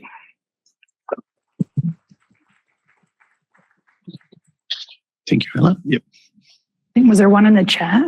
Yeah, there was also a question. Well, I mean, yeah. Okay. So yeah, very nice and interesting. This is all comparing low-top fixed chemistry, both also CSM2. Did you ever look at WACM6? Does that change anything? And do you expect changes once we run with the mid-top full chemistry in some of them? I don't expect, but the winds or other things, I could see that could make a big difference. Yeah, I haven't looked for CSM3. For the CSM2 evaluation paper, we had WACM and CSM2 in there, and they were very similar. But I can imagine that if you look at certain things like the southern hemisphere in the springtime, the jet stream, if you're doing better at the vortex breakdown and things like that, that maybe there would be some subtle differences. I don't think there would be major differences, yeah. So there was a question. Sorry, maybe differences in the variability, but not in like the mean state. Yeah. Well, we'll see, I guess. We don't have the historical runs to, yeah. There's a question from Christine about looking at the monsoon specifically. I think Rich has. Are you talking about that in your next talk? Yeah, next talk. Yeah, I was interested in that huge centennial timescale variability of the ACC. And I assume that must be associated with really huge changes in the SST gradient in the Southern Ocean, and that would affect Southern Hemisphere circulation. That would affect a lot of what you're looking at, right? So I know there's fixes on the way for that, but I was just curious if that you were citing improvements in Southern Hemisphere, but presumably that may change depending on how the fix works for the ACC, right? Yeah, I guess I was paying attention mostly to things that were common among those two different simulations that I think are not in the same phase of that low frequency variability in the late 20th century, because one is warming and the other one's not. It is true that it's definitely associated with SST patterns, including in the tropical Pacific. But I think it's, yeah, I don't know. I think we'll see, I guess, when these two new runs are produced, what they look like. But I feel like the things that were common to each, we can kind of trust. And I think we've also seen them in other runs before this too. There's certainly weird things going on with sea ice and as a result of it. Okay. Thank you, Ayla. Move on to the last talk.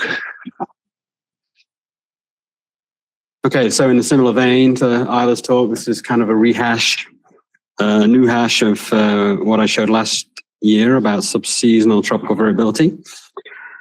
Pretty ambitious, not optimistic. Ambitious, I was not very optimistic. I was ambitious about looking at a lot of data with respect to CSM2 and just AMIP types. Oh, man, I hate this mess.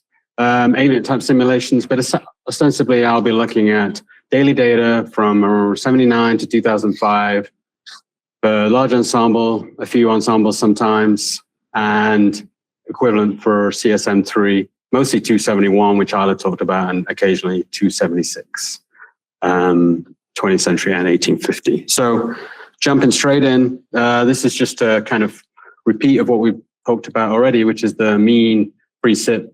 You'll see on the left-hand side, it's winter time, DJF, northern winter.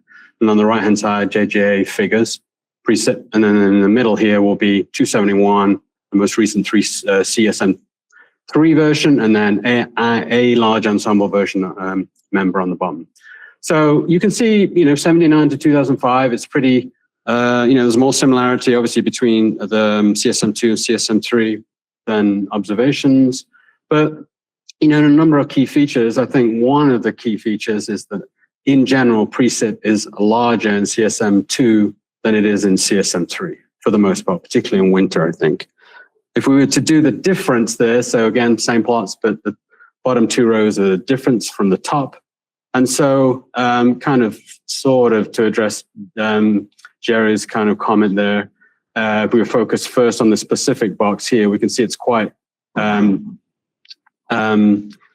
different in that the double ITCC may be larger, but it probably comes from the fact that the cooler SSTs and probably presumptive drier precip anomalies exist compared to CSM2 on this bottom left. A few other things to pick out, I think Ayla mentioned that in the Indian Ocean, it's pretty quite an improvement, I think, compared to CSM2 on this bottom left. Very interesting thing, I think, in summertime is, the most important area for summertime precip is the kind of Indo-Pacific region. And if you look, it's very largely unchanged in CSM2 versus CSM3. But again, that difference between the two is in the Pacific, and particularly in the West Pacific region there. And then there is quite a shift. And again, that may talk to what I was talking about in terms of where the ITCZ is. Okay, mean precip, variability now. This is standard deviation. So again, back to that same format as the first plot. And so now we're just, for that period, we're showing standard deviation. They're quite similar, I think, if you look at everything kind of with a 10,000 foot view. one nice aspect in summer really is the biggest signal is CSM3 now is a lot more variable in the Indo-Pacific region, even though the precip itself has not changed that much compared to this bottom right here, which is CSM2. So that's one notable change. And if we were to look at, the differences again, it's noisy here and I probably shouldn't have shown this, but I wanted to point out that over our orographic regions in these purple boxes here, so the Andes and the Himalayas, for example, we have too much precip, we have too much precipitation variance. And you'll see later, we get a pretty good down cycle in those regions. So there's a bit of a kind of split in that performance. But in general, variability in precip is increased, which is a good thing, I think. But the differences are not that great. Where we see some pretty big difference, so we look at variance. This is now looking at OLR. So this is a signal of predominantly cloud top cooling in the tropics. And again, same format here. NOAA retrieval observation, satellite retrievals on the top, CSM3 in the middle, and then a large ensemble on the bottom. These are annual means now. Just wanted the signal to come out of this is pretty big. And then on the right-hand side of those differences again. So the sub-seasonal variability in cloud top radiation emission, OLR, is much, much improved in CSM3 compared to CSM2. Now, I'm not going to pontificate, well, I can, but I'm not going to pontificate about why that might be in terms of thinking about surface forcing, precipitation, et cetera. But it is pretty stark improvement in that standard deviation differences. This now is a low-level wind. All these things are obviously important for tropical wave coupling, which I'll get to soon. Exactly the same picture here. Low-level wind, 850 millibar winds. You look at the mean fields, they're not really that different. The standard deviation fields here. But we can see that in CSM3, standard deviation has increased quite a bit. And that's, poorer compared to CSM2. So that's just a general picture of variability. I'm just going to fold through different kind of aspects of tropical variability mostly. These are PDFs of precip for different regions. This is the Indian monsoon region in summertime, so the key time. Blue is, again, the 271 late 20th century period for CSM3, an ensemble member for CSM2 in red, and then TRIM in black. It's actually quite surprising. This is a 1 degree model, obviously. TRIM is interpolated to 1 degree. So, focusing on the kind of, this is a log scale on the y-axis. So we're, stepping down quite significantly for these high precipitation rates. But these are, these are extreme precipitation that's averaged over this 10-year period in this case, I think, because it's a lot of data. And we can see that, they match pretty well. There's not an obvious difference between CSM2 and CSM3 on this more, on these stronger precip rates. This is not great on the left-hand side. Apologies for this, but we can see that the CSM3 tends to overestimate some of these lighter precip rates here, which flips the sign from underestimating them in CSM2. Flipping regions, this is the West Pacific in wintertime, which is, a typical rainy period in West Pacific there. And we can see the picture is not quite as good. The PDF in extreme events over this region, we're talking, a factor of, 5 or more difference at these high precipitation rates. But CSM3 does seem to do a slightly a better job, I think, in these mid 50 millimeters per day rates. And also similarly, when we're looking down right at these small rates here, we can see that CSM3 is doing a pretty good job. So I think the bottom line is that for the PDFs in these regions, CSM3 is probably doing a pretty good job. Just for the sake of it, this is the central US, not the tropical Pacific. But I think it's interesting, again, to see, we know we do a really poor job in precipitation as it relates to, propagating systems and stuff. But the general statistics of precipitation is pretty good in the central US here during summertime. Now, we have, if you look over here for these smallest precipitation rates, we have a significant overestimate of these very smallest precip rates. So, it's kind of hiding these differences on the left-hand side. But, for extreme high characteristics, it's doing okay. Flipping to diurnal cycles, I often show these types of plots. So for those that are unfamiliar, the colors. So we're looking at 3-hourly precip rates, and this is an average of the diurnal cycle in 2 characteristics. So the amplitude, and that's the strength of the color, the brightness, and the phase, and that's the actual color on that color wheel on the top right there. On the top, we have trim, which is obviously precip, an estimate of precip. And we can see in general, it's green over land, which is, early evening, type timing for precipitation max, and pinky purple over the oceans, which is like, just before dawn kind of thing. And if we compare that both to CSM3 and CSM2, we're not doing a great job. We've really consistently not done a very good job of capturing the phase in particular and the amplitude. There are some bright spots, I guess. As I mentioned a few slides back, for some reason over high terrain, we do, it's green over some of these high terrain regions, CSM2 and CSM1, which is right. And it's raining quite a lot over this high terrain. But in general, if I was to focus in essentially on 2 key regions, on the left-hand side, this is wintertime over the maritime continent. On the right-hand side, summertime over the Indo-Pacific, essentially the Indian Ocean region. And again, you can see that for example, over the maritime continent, you get all this intricate kind of circulation implying local maxima precip at different timings during the day, green over land, early evening, and then just before dawn over the oceans. Now, CSM2 didn't do a too good job in phase, but the amplitude was pretty poor, and we've kind of retrograded a bit. Retrograded the word, yeah. In terms of the phase, the amplitude is pretty similar still. So that's a kind of something that's gotten a little worse, I think. And there's a lot of experiments. We can improve the magnitude, but it's really hard to get the later phase. But that's a recognized problem with a parameterized, convection coarse resolution model. And that kind of message is similar to summertime over the Indian Ocean region. Kicking straight into these tropical wave summary diagrams. Again, showed these a lot, but briefly I should kind of talk on this right-hand side here. So this is basically we're decomposing daily precipitation essentially along the equator within the equatorial 15 north to 50 south. And you can decompose that, a 2D Fourier transform essentially, and then you can decompose it into these diagrams that essentially a eastward component of wave number 0 through 30. So the smallest waves are on the right-hand side, and then equivalently for the westward propagating on the left-hand side here.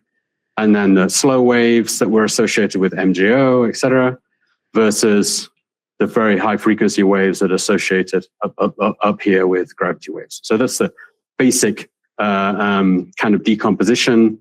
You just take the raw data and decompose it in that way, you get these types of fields to observational estimates on top, and then CSM3 and CSM2 on the bottom.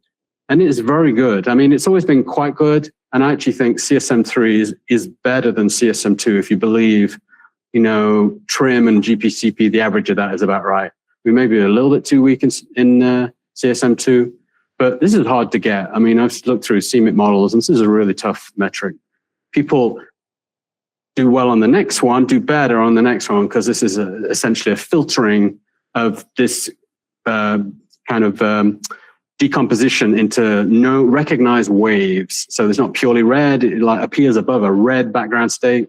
And so these are recognized waves as they're shown here. So Kelvin waves in this band here, the elusive MGO down here, and then equatorial Rossby waves on the left here. So again, same set of plots here, CSM3 and CSM2 on the bottom compared to an observational estimate. Again, it's doing a very good job, I think, for this gross way of looking at it, and is better than CSM2, particularly in these Kelvin waves, because if I do some kind of anomaly, look at this by looking at the ratio of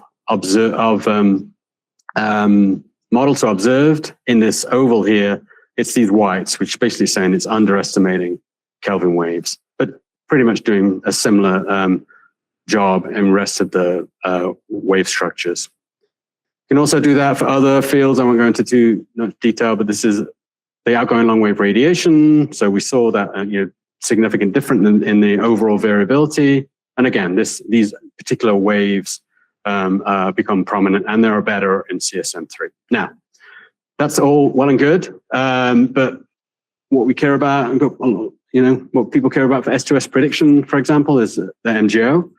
And so this is one way of showing the MGO. I'll show another way next. And what we're showing here this is essentially on the x-axis, and each one of these is the Indian Ocean through to Central Pacific. And we're doing a correlation between two quantities. So we're doing correlation between precipitation in the red, and that is central in the Indian Ocean right here. And we're also doing a correlation with that against the low-level winds, which are the solid and dotted contours. So essentially what it's trying to show is these correlated structures that start in the Indian Ocean at lag 0 propagate to the east, and then later in time. So they go right and up. So that's a signal in observations on the top left here of a coherent mean, composite mean MGO. In CSM2, which was on the bottom right, we did quite a good job. The amplitude, at least by this metric, and the association in terms of correlation was weaker. CSM3, I think one could say it's not as good. It's a little bit weaker. And also if we were to do non-coupled like CAM7, which is just an AMIP simulation, it's weaker again still. So in general, I think the MGO by this metric is a little bit weaker in CSM3. It is actually in CAM7 versus CAM6, the previous version of the atmospheric model, a little bit better organized. Now, what we've done recently, and Mitch has been all involved in this, is a mesoscale structure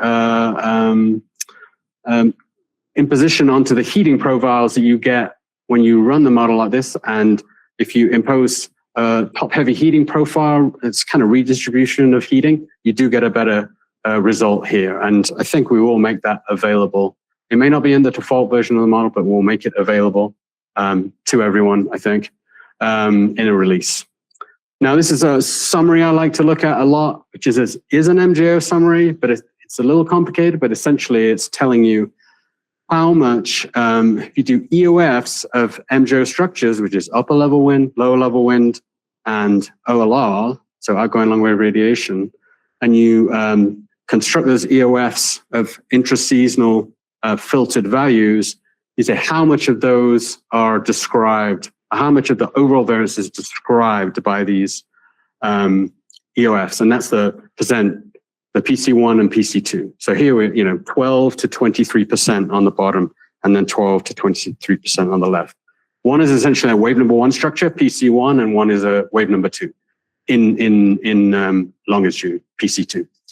And so I just it's a good way to summarize, I think. All the pinks down here, this is all CSM1. So it didn't describe as much of the overall variability in both PC1 and PC2. These are all the large ensemble members, the dots. Now, CSM2 are in, and then CSM2 for 1850 are all in these squares. So this is the spread of all the CSM2 models for this particular metric. And all the greens are versions of CSM3, CAM7, AMIP. The most recent 20th century are starting to have a stronger PC1, but I think at this point it's hard to say. But essentially, they're CSM2-like when you consider the large ensemble variability. Monsoon. So Christine asked about monsoon. So this is 2-3 minutes. Good. Christina asked about monsoon. So these are two metrics of the monsoon. I cheated here. This is monthly data and not daily data. So the top one is asking, what is the month of maximum precip? Okay. So it's just, as you see the colors there in the middle. So on top left is observation. So essentially saying the greens, the monthly maximum is June. And that's when the monsoon starts to come in. And then over most of the Indian subcontinent, the maximum is in July. So that's very simple. It's gone into the Indian subcontinent, as you see by the arrows. And then when it extends to the east, it's August. So it's the extension of the monsoon to the east. So let's compare that to CSM.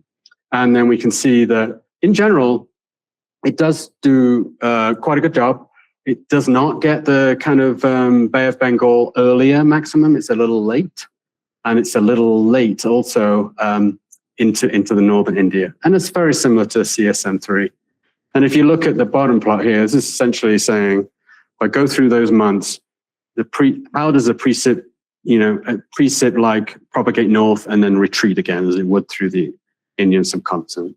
And so the bottom right is CSM3, and then the central bottom is CSM2. And we can see it is probably a little bit too strong in CSM2. And another kind of, keep talking about precip over orography, which is a problem. Another kind of marker of that problem is we get this spurious maxima over the Himalayas. So the moisture essentially is fluxes north during the movement of the monsoon trough, and then it just rains like crazy over. We have some fixes, understanding, I think, of that a little bit more. We'll go through that maybe on Wednesday. This is if you just use Cam 7. Oh, it's slow. Okay, so Cam 7, just aim it. So Cam 7, you're not like held back by coupled SSTs, if you like. And then if you look at the top one there, there's more green. So it does get to that earlier onset of the June onset of the monsoon a little bit better. So there's more to be understood in terms of the monsoon. One final thing for the monsoon is people care about onset, and this is a plot of the evolution of the averaged over an annual life cycle, averaged over ensembles, averaged over years in each simulation.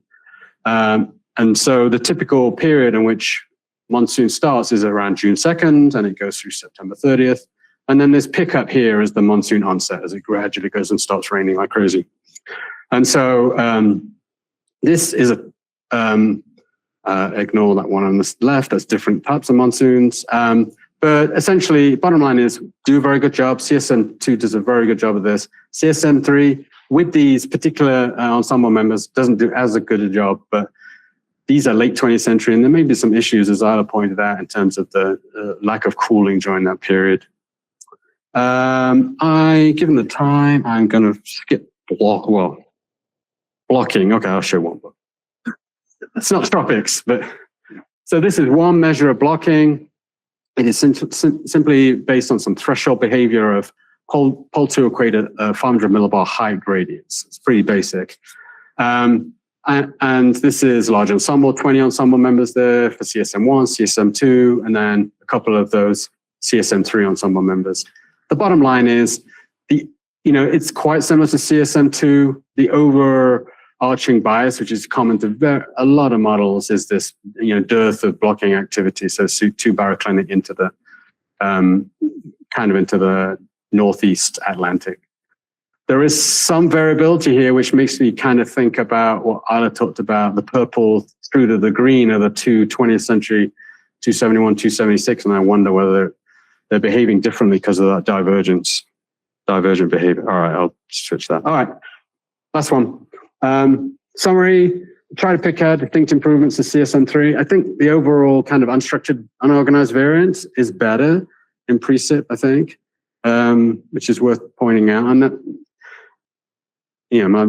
that probably has something to do with the way that the vertical grid is organized, I think. The weight modes they're already good, but this is just a little bit better, I think, and it's worth noting. And then these PDFs, I think, again, that may also be related to the vertical grid, I'm pretty sure, on the way the convection interacts with that. And then some of those degradations. So I did this last time, but I'll leave it up there. All right, thanks.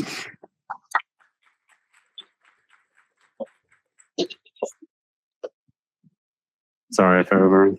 Okay. Well, thank you. If there are questions, you can ask them during the break because they're 6 minutes late. So, okay, so back at 3:30.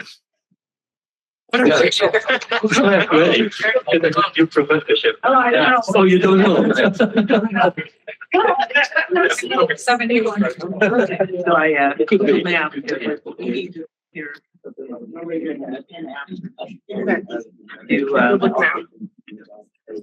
Okay,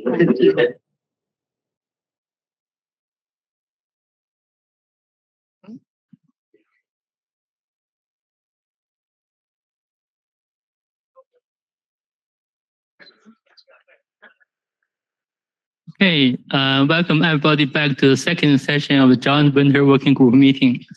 And in this session, we have four presentations focused on the high resolution modeling. And the first one will be Christopher Terra. It's going to give us remotely. Christopher, are you ready? Yes, can you hear me? Yes. Okay, great. I'll go to full screen then. Okay, that should be full screen. Thank you for this opportunity to share some updates from our E3SM Atmosphere group. And so I'm Chris Tarai from Lawrence Livermore National Laboratory and currently acting as the lead of the E3SM Atmosphere group. I'm here to talk about a lot about the plans, but also progress on our development of the Atmosphere E3SM Atmosphere model for E3SM v4. And so this may be a recap for some people, but what is E3SM v4? E3SM v4 will mark a big departure from previous versions of E3SM, especially with two new components in the atmosphere. It means we're moving to the EMXX code base, which is written in C++ Cocos. And for those familiar with Scream, that's the code base that we use to run Scream with. There'll also be a new ocean model, the Omega model, which is also in development and will be written in C++ Cocos as well. As for the sea ice and the land, there'll be this MPAS sea ice and the ELM as we've run with updates in their code as well. And the main reason for this big change in E3SM v4, of course, is to run on the GPUs, which will make up a lot of the new DOE HPCs that are currently online, as well as will be coming online in the future. For the resolution, and also we're cranking up the resolution such that our workhorse, or the low resolution version of the model in the atmosphere, moves from 110 kilometers to 13 kilometers in the atmosphere, and then 10 kilometers, around 10 kilometers in the ocean, sea ice, and 5 kilometers over land. There's also going to be, the plans are to have a unified grid in the ocean, sea ice, and land. That will be a great addition for v4 as well. That's the version 4.0 that we'll be releasing. And then in the future, there'll also be a high resolution configuration. That will mean a 3 kilometer atmosphere and then 18 to 2 kilometer ocean, sea ice, and land as well. For all of these models, the E3SM's new policy is we'll be releasing an AI emulator alongside all the physical models. And that started with v3 low res, as well as currently there's work. We've just running the spin-up simulations for the v3 high res, which is the 25 kilometer version of the E3SM v3. And that will also be emulated. And so AI, of course, as with many efforts, it's a growing area within E3SM, such that it has its own group now. For science focus for E3SM v4, it will be S2S and S2D prediction, and that also marks a new development in terms of what kind of science we focus on. And so that's E3SM v4, and an overall model, a little bit more about the atmosphere model, which I'm more familiar with. As I said previously, we start off with the Scream physics. That means the home XX spectral element dicore that we've been using in Scream. Radiations handled by RGNGP, written in C++ Cocos. And then turbulence and cloud formation is treated by shock, as well as cloud and microphysical processes will be handled by a modified version of P3. Now with Scream, what we've had to do is the wind speeds over the topography over land had been too strong, and so we have included an orographic drag scheme, the turbulent mountain stress scheme.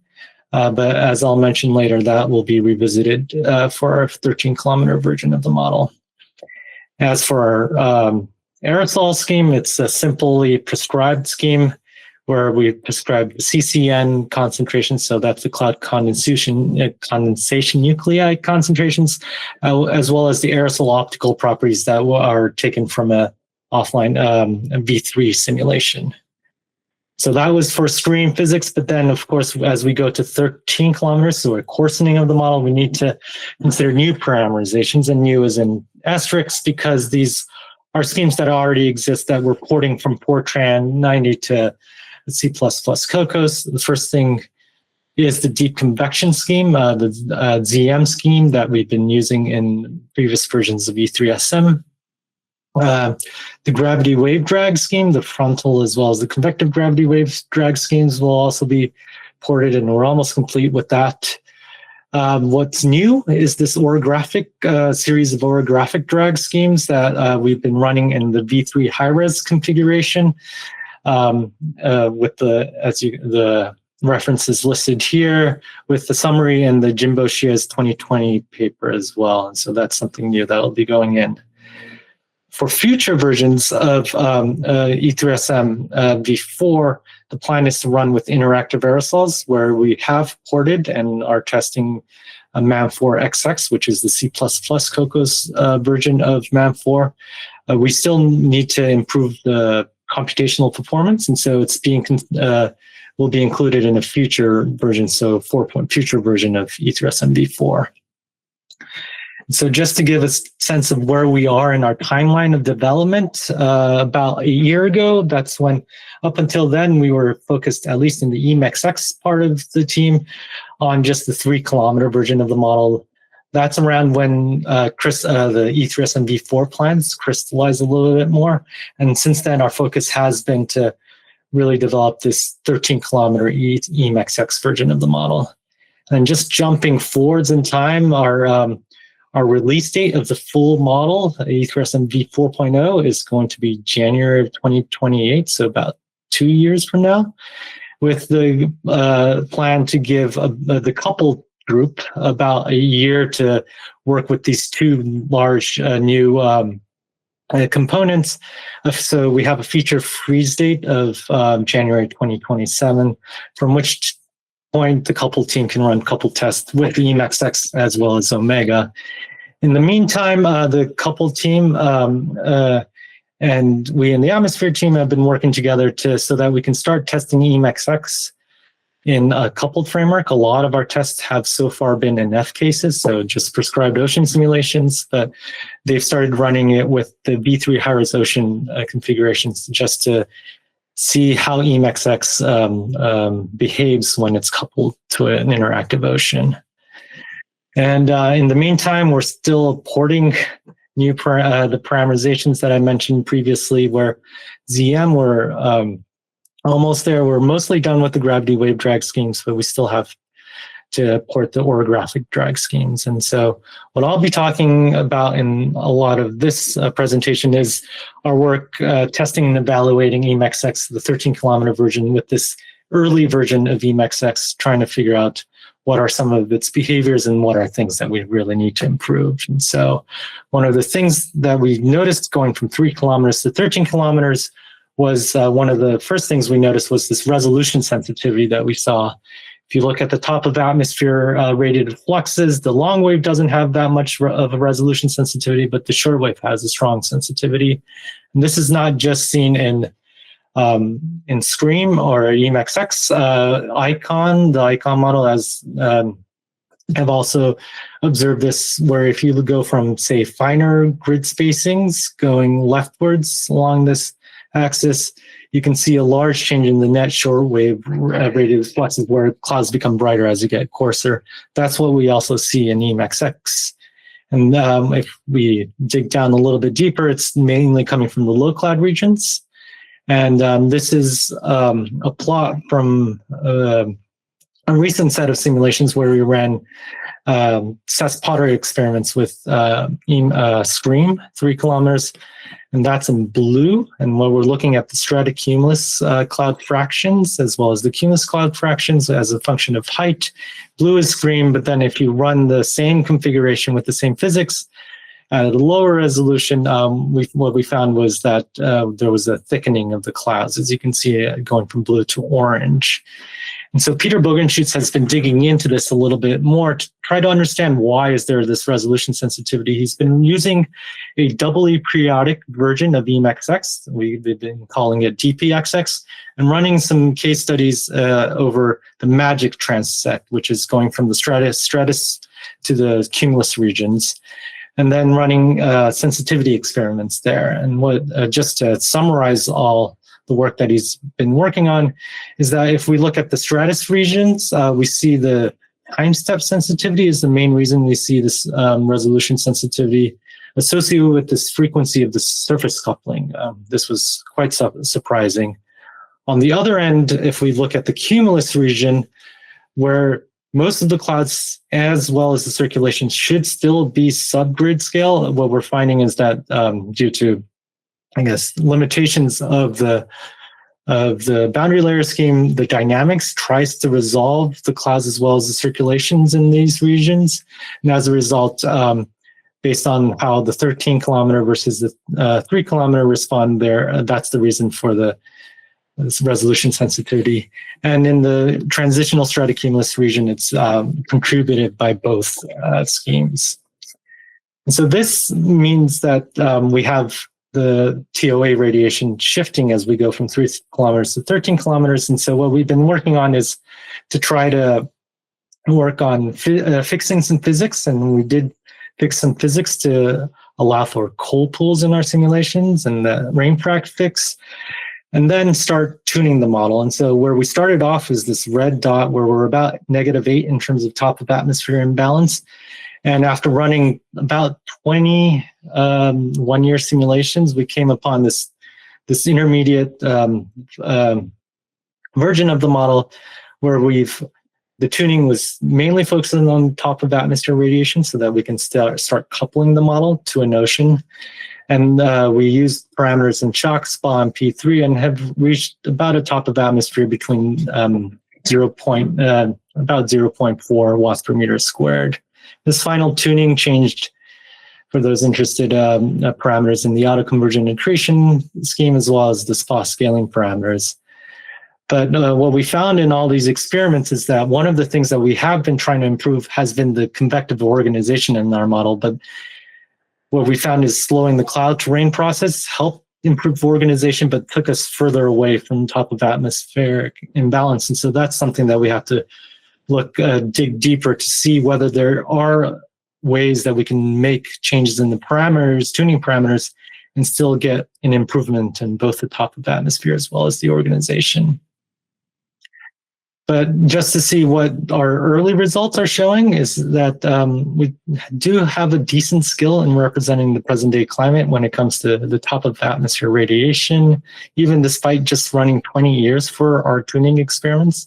And this is a plot that shows the RMSE. This is how we've show our try to summarize our skill scores as a function of different seasons, as well as comparing the EMXX model, which is the black dot, with previous versions of E3SM. And so the lower, the better.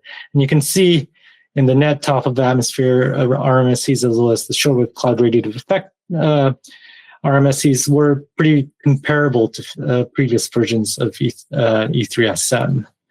What we've noticed in the various tuning experiments is that overall our circulations are improved, and that's been a big, I guess, plus a positive aspect of our of going to higher resolution, where we're seeing it in the 850 hectopascal zonal winds, but we also see it in our 200 hectopascal winds.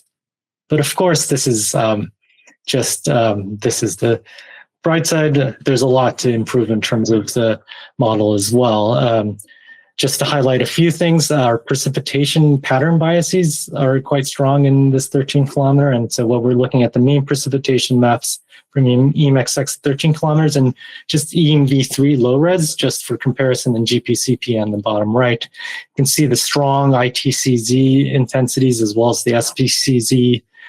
We're also finding, especially over the tropical West Pacific, it tends to rain over the land regions, but not over the oceanic regions.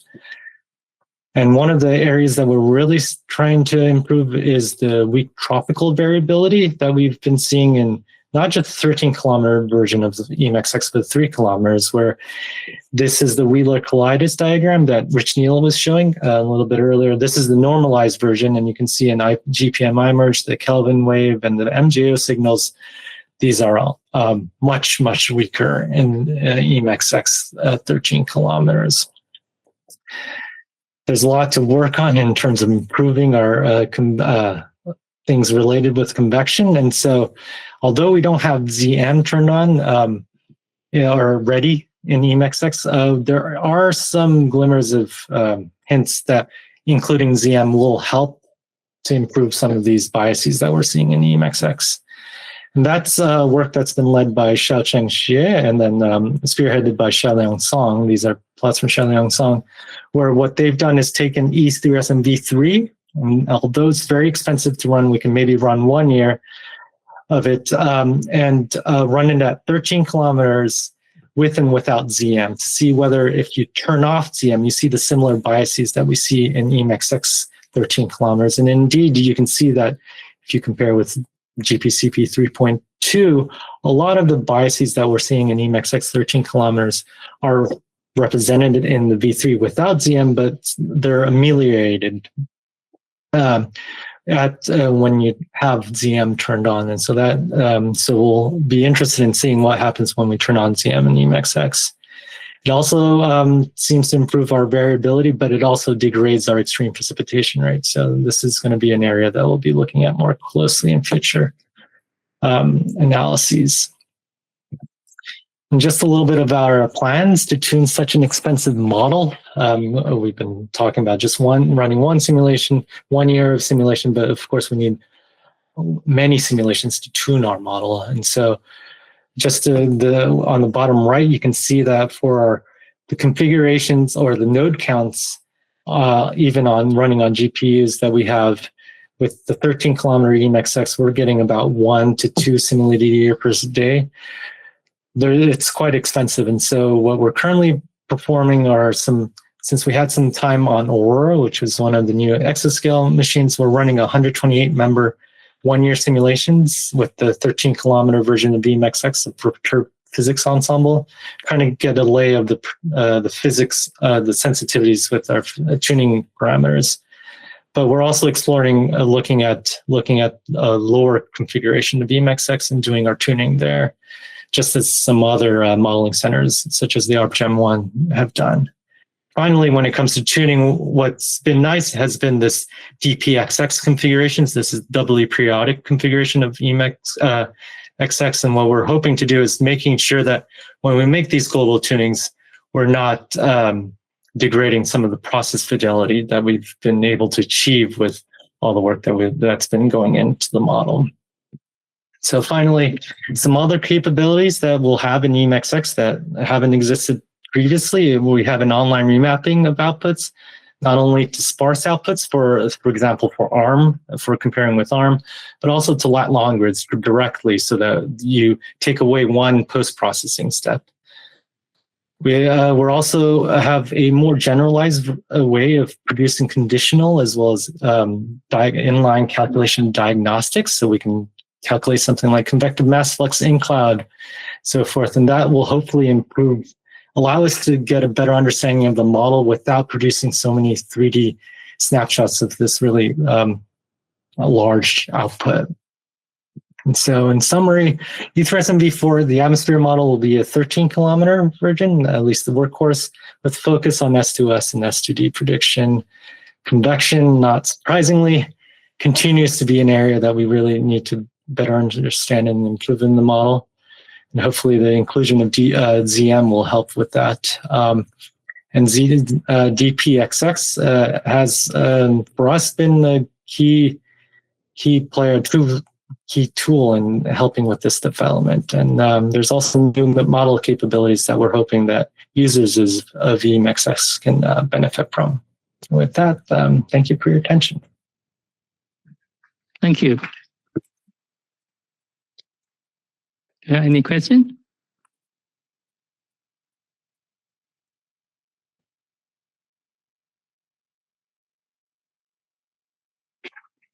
Hi, Chris. This is Adam Harrington. That was a really nice overview, so thank you for that. I was wondering if you could elaborate on one thing, one aspect, which is this improvement in rain evaporation that allowed cold pools to be simulated. What can you go into some detail on that for me? Yeah, of course. So our the rain evaporation. So before the way we were treating it was dependent on the cloud fraction above, like overhead, and then we did the assumption that the rain fraction, you have a decreasing rain fraction as you go as you sedimented down. The issue was that as we got to higher, that's a fine assumption perhaps when you have a 100-kilometer version of the model. But once we went down to higher and higher resolutions, we were shifting the cloud one away. And when we did that, the rain there was no cloud left above it.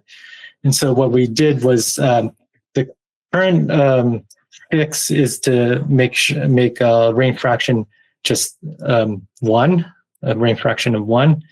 That's not I think the most accurate way of doing things, but for now, that's what we've done, and that's allowed us to have cold pools when we previously didn't have any. Probably something I should check in Pumas to see if that has the same problem. Okay, thanks. Thank you. Thank you. Let's move on to the next talk. It will be given by Ben Stephen. All right. Hi, I'm Ben Stevens. And one of the things I've been working on for the last year or so is looking at tropical cyclones in the developing version of CAM.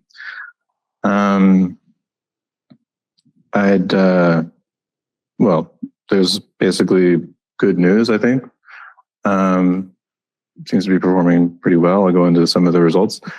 I'd like to thank my collaborators on the Momentum CPT mostly, especially Colin and Julio. They have been kind of holding my hand as I journey into tropical cyclones, which is a new topic to me.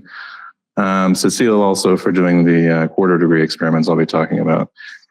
And then just a special thanks to the people who made the Google slide template because it already has a cyclone on it, which was nice. So just some background. There's tons of updates in CAM 7 that are coming, but I did want to highlight one thing I'll be talking about, the prognostic momentum fluxes in Club, which is development work that was done under the Momentum CPT, which I'm a part of.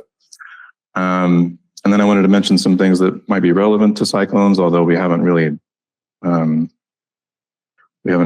looked super closely at the effects on these. So Pumas updates and Jean McFarlane updates are in the new model. We also have higher bound earlier resolution. And then just to give a sense of the tests that we did, like I said, Cecile ran some quarter degree simulations, so just fully quarter degree. And we have 4 of those. And then with Colin Zarzicki's help, I ran some variable resolution tests with refinement over the Northern Hemisphere ocean basins. So we could study cyclones in the Northern Hemisphere. And then with Kyle Nardi's help, he's a postdoc here now, I did some less expensive idealized aquaplanet tests that have a single cyclone. The VR tests and the idealized tests were mostly done for tuning purposes. We expect the quarter degree to be more representative of what CAM can do now. And finally, just to mention, our initial test that Cecile did had no additional tuning at all beyond just what the 1 degree model looks like. So we didn't play around with any parameters there. But and even there, we found that the results were promising. But we were able to make some further improvements by playing with the Cape consumption timescale in Jean McFarlane and then reducing diffusivity in Club with a parameter that I'll talk about in a minute. So this is just a basic description of prognostic momentum fluxes, which is a major new feature of CAM that's going to be in CAM 7. So CAM 5 and CAM 6, they had down gradient diagnostic momentum fluxes, so just diagnosed in the way that you see here on the left. CAM 7 will now have this much more complicated equation, which I'm not going to describe in detail, but it's one of the components of the Reynolds stress tensor, and This is in club. So yeah, now we are going to be prognosing momentum fluxes by default, although it can be turned off. So to start with, Cecile ran 2 10-year quarter-degree tests. One of them had the prognostic momentum fluxes turned off, and one of them had it turned on, so we could kind of see the effects of just the prognostic momentum fluxes. And Colin Zarzicki did some basic sort of statistical analysis of these initial runs, and so we found a few things. Tropical cyclone count and energy spatial correlations are improved in the diagnostic formulation over CAM5. Prognostic further improves on that. The TC count seasonal correlation is improved in the new version of CAM over CAM5. With or without prognostic momentum fluxes, it's about the same. There was a Pacific bias, which I'll show you in a second, which is improved now. Much improved. There is room for improvement, or we did find that there was room for improvement. On the sort of global scale, we were still seeing too many tropical cyclones, about 2 times as many compared to OBS. And then on the storm scale, we also saw room for improvement. There's a metric that we're going to use in this paper we're writing called the inflow angle, which I've defined here. It's just, the tangent of the inflow angle is the radial velocity of the cyclone over the tangential or azimuthal velocity. So that's just a metric that we're going to use in this paper. But those inflow angles were small compared to OBS and CAM5, but PMF does improve them. So I'll show you that in a second. So yeah, these plots are due to Colin, yeah, you can see CAM5 here on the left. The IB-Trax storm count value for the Northern Hemisphere is 56.5, the way Colin did it. CAM5 has a really strong Central Pacific bias, which you can see there. It's really red.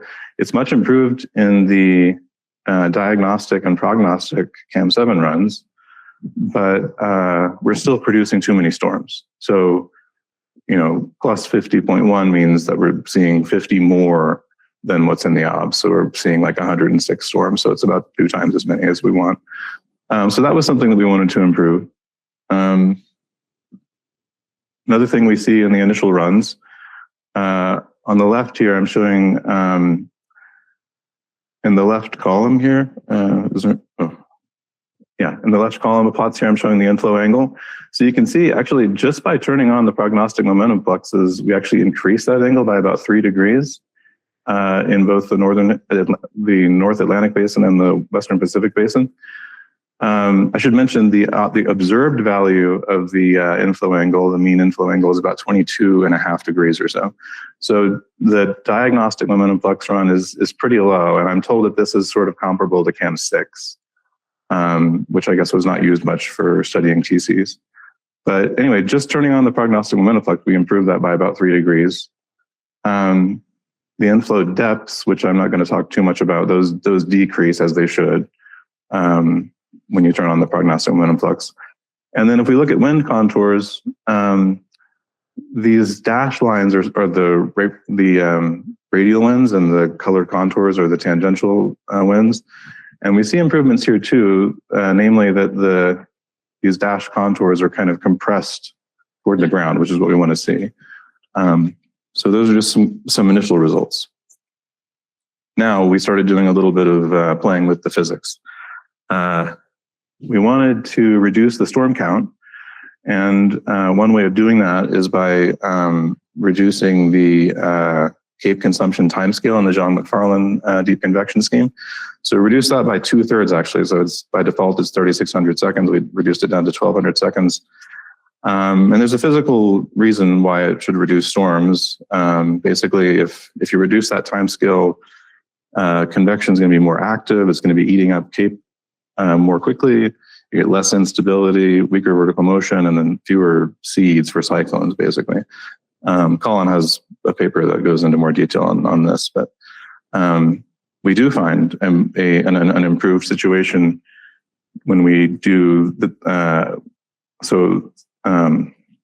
Cecile ran another quarter degree experiment here with, it's the same as the PMF run, but it has that smaller value of tau ZM, the Cape consumption timescale. And so now the bias is much improved. It's only a little bit above what we see in OBS. So we like that. That was one thing that we did. The other thing we wanted to look at was the storm scale features. We wanted to improve that, or see if we could improve it, because those inflow angles are still low, 13 degrees or so, when the OBS value is like 22.5 degrees. So we wanted to see if we could improve that. And in club, in that equation that I showed you, well, here it is on the slide again, there's this parameter called CUU shear, which basically what it does is this term here, this PR4 term, it's a pressure term. And if you look at the form of it, it has the same form as this term, the turbulent production term, but it has the opposite sign. So, if CUU shear were equal to 1, this term would be completely canceling the turbulent production here. So as we increase CUU shear, we're basically diminishing the impact of this turbulent production, and we are reducing the diffusivity of club. Now, prognostic momentum flux has been found already in a couple of papers to be generally less diffusive than the diagnostic momentum fluxes. And there's also studies that have been done that show that less diffusivity in the boundary layer is associated with enhanced inflow in cyclones, which would result in a larger inflow angle. So the idea was, let's turn up CUU shear and see if we get larger inflow angles. So one place to start was with these sort of really inexpensive, idealized aquaplanet tests. They just have a one little refined 40 by 40 region, 40 degree by 40 degree region with a single storm seated there. And I just did some of these experiments and then just increase CUU shear by a factor of 1/10 and did a bunch of experiments. So you can see that the effective diffusivity actually really smoothly decreases in that 40 by 40 region. This is averaged over that region as you increase this parameter. You can also see that the inflow angle, which is the red dots, generally increases as you increase CUU shear, as we would expect. And the inflow depth actually monotonically decreases. Now, if we had done ensemble experiments like perturbed initial conditions and things, we might see smoother results here. But I just did one test for each parameter setting. So there's a little bit of bouncing around with the inflow angle, but still generally increasing. So we kind of saw what we expected to see there. And then I did some variable resolution tests. So these are the ones with the refinement over the northern hemisphere ocean basins. They show similar effects. So basically, if we increase that parameter, CUU shear, up to 0.5, 0.6, we start seeing inflow angles more like 17, 18 degrees. Again, here in the left column, this is the inflow angle in the North Atlantic Basin and then the Western Pacific Basin. Inflow depths, we expect those to decrease, although I haven't really talked about inflow depth, but inflow angle is kind of the main thing I was going to mention here. And then when we look again at the wind contour plots, I think we see some things that we like, although I'd like to do a little bit more quantitative analysis of the color contours, because they're a little bit hard to see here. But I think you can still see that the radial winds, the dashed lines, are sort of still compressed toward the surface as you increase CUU shear, which is what we expect, and that's an improvement. Okay, so then we kind of took the results of our tuning and we did one final big quarter degree experiment, or Cecile did. We call it the AMIP test. It's a 21-year test. So a little longer, or about twice as long as the other ones. This one uses the reduced Cape consumption timescale and the larger value of CUU shear.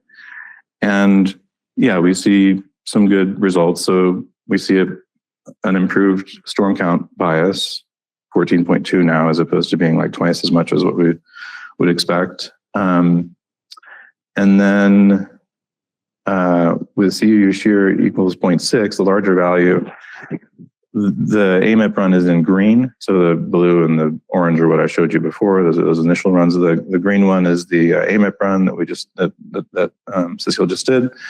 We see inflow angles around 19, 20 degrees there. I included CAM5 here. CAM5 had values of 22 to 23 degrees or so. We're getting close to sort of CAM5 numbers in the AMIP run. Whether or not you want a quarter degree test to be exactly matching OBS is sort of a subtle question. Colin and the rest of us have kind of gone back and forth on that, but we're pretty happy with what we're seeing here.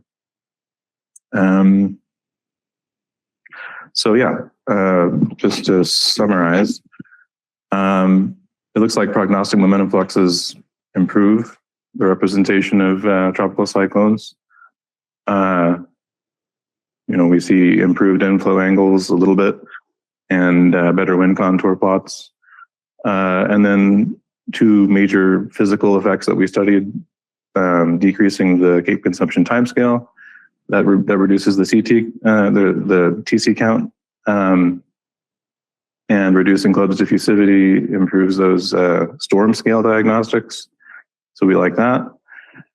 Ultimately, we think quarter degree CAM7 is going to be a competitive model for studying tropical cyclones. So, and in a number of ways, Colin's statistics show that it's an improvement over CAM5, which is saying something. I think CAM5 was liked for studying TCs. Thank you. Take questions. Thank you. Great questions.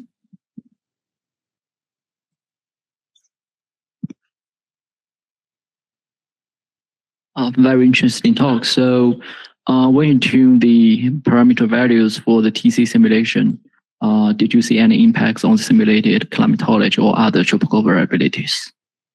That's a good question. We haven't really looked at the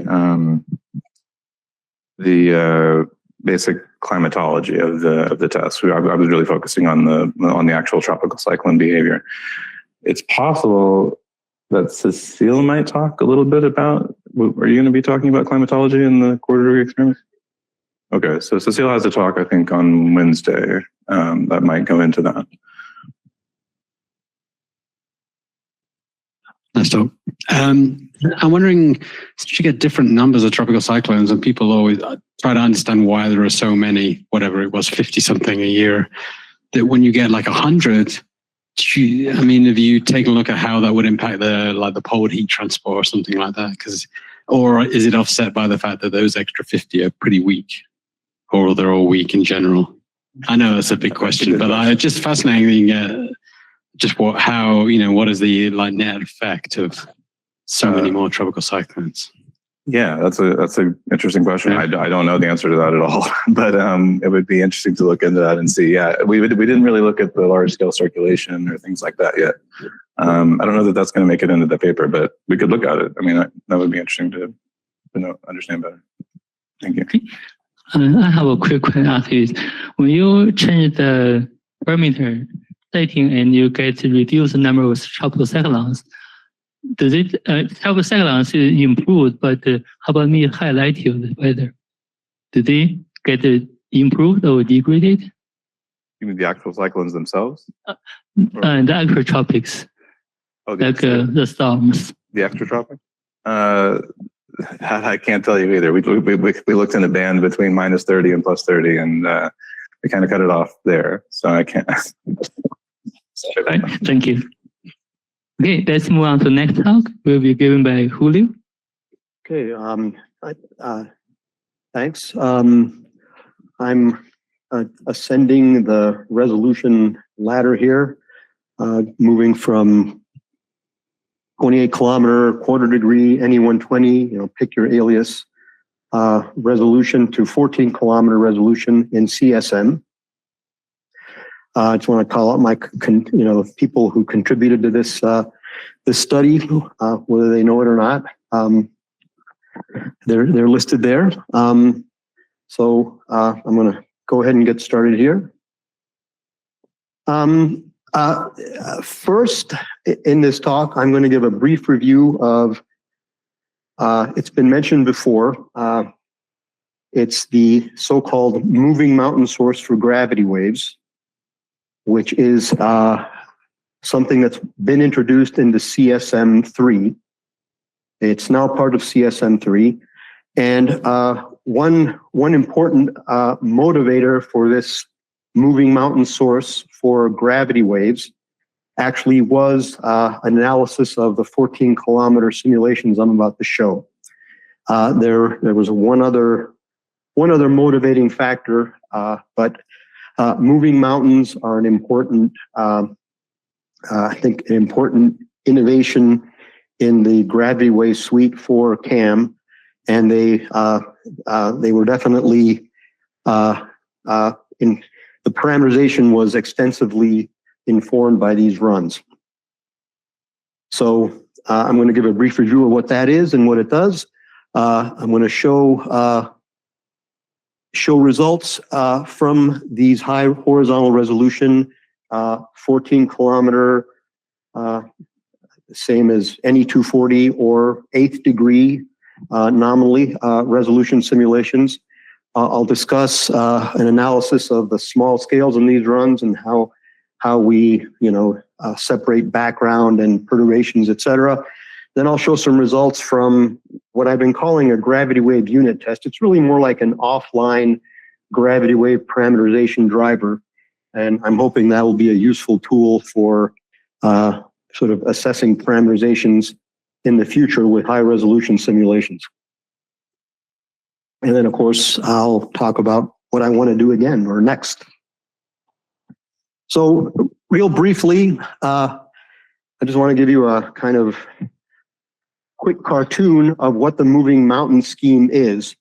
So, the first, my title slide showed gravity waves generated by actual mountains. And, there's reason to believe that in the atmosphere, circulations in the lower atmosphere, that have updrafts associated with them, displace these red isotropes vertically, and that's all you need to generate a gravity wave. The moving mountain is exactly like a mountain in every way, except that there's a steering level for this circulation that is determined by some dynamics in the troposphere. So once you've picked this steering level, everything works just like it does for mountain waves. There's a single phase speed determined by that steering level. You have to, pick a launch level for the waves. And the final thing that you have to pick is what's given here is H, sort of an effective moving mountain height. And that's equivalent to specifying the source momentum flux. And in parameterization world, it's easier to just think of the source parameter, the source momentum flux. So basically the scheme has three parameters: the steering level, the launch level, and then this source strength. And we determine the source strength currently by doing an average of vorticity in the lowest kilometer of the atmosphere. I think this is something, maybe not for CAM7, but this is something that needs to be explored a little bit. And we have a tunable parameter that scales from vorticity to surface momentum, surface gravity wave momentum flux. The other inspiration for this moving mountain scheme is the fact that there are, real observed instances of flow in the troposphere acting like an obstacle. These are from the world of convection, but it's not too big a stretch to think that things in fronts or other vortical circulations are acting in a similar way.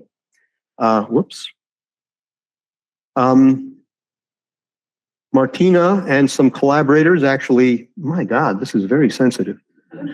I would point, except that's Martina and some collaborators worked on identifying moving mountain gravity waves generated by convection in the tropics.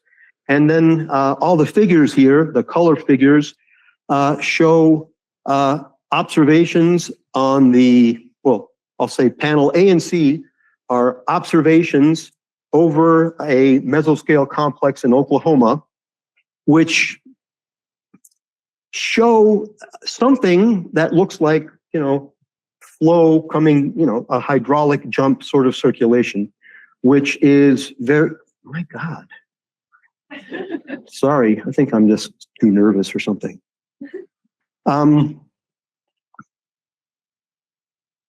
Sorry to people online, but oh, it doesn't work anyway. Anyway, the white box there isolates the flow in the bottom two panels, and you see that there's this kind of swirly, hydraulic, jumpy looking thing that forms in the lee of this mesoscale convective complex. It looks a little bit like what you see in a two-dimensional simulation of flow over an obstacle. So that's motivation two for moving mountains in the atmosphere. Except, as I said, we're kind of stretching it to something in complicated frontal situations in the southern outside the tropics and away from convection. Okay, so what does this moving mountain scheme do? On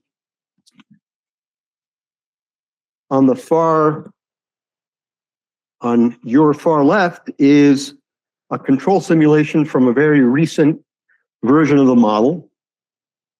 Panel B next to it shows another simulation in which we remove the frontal scheme.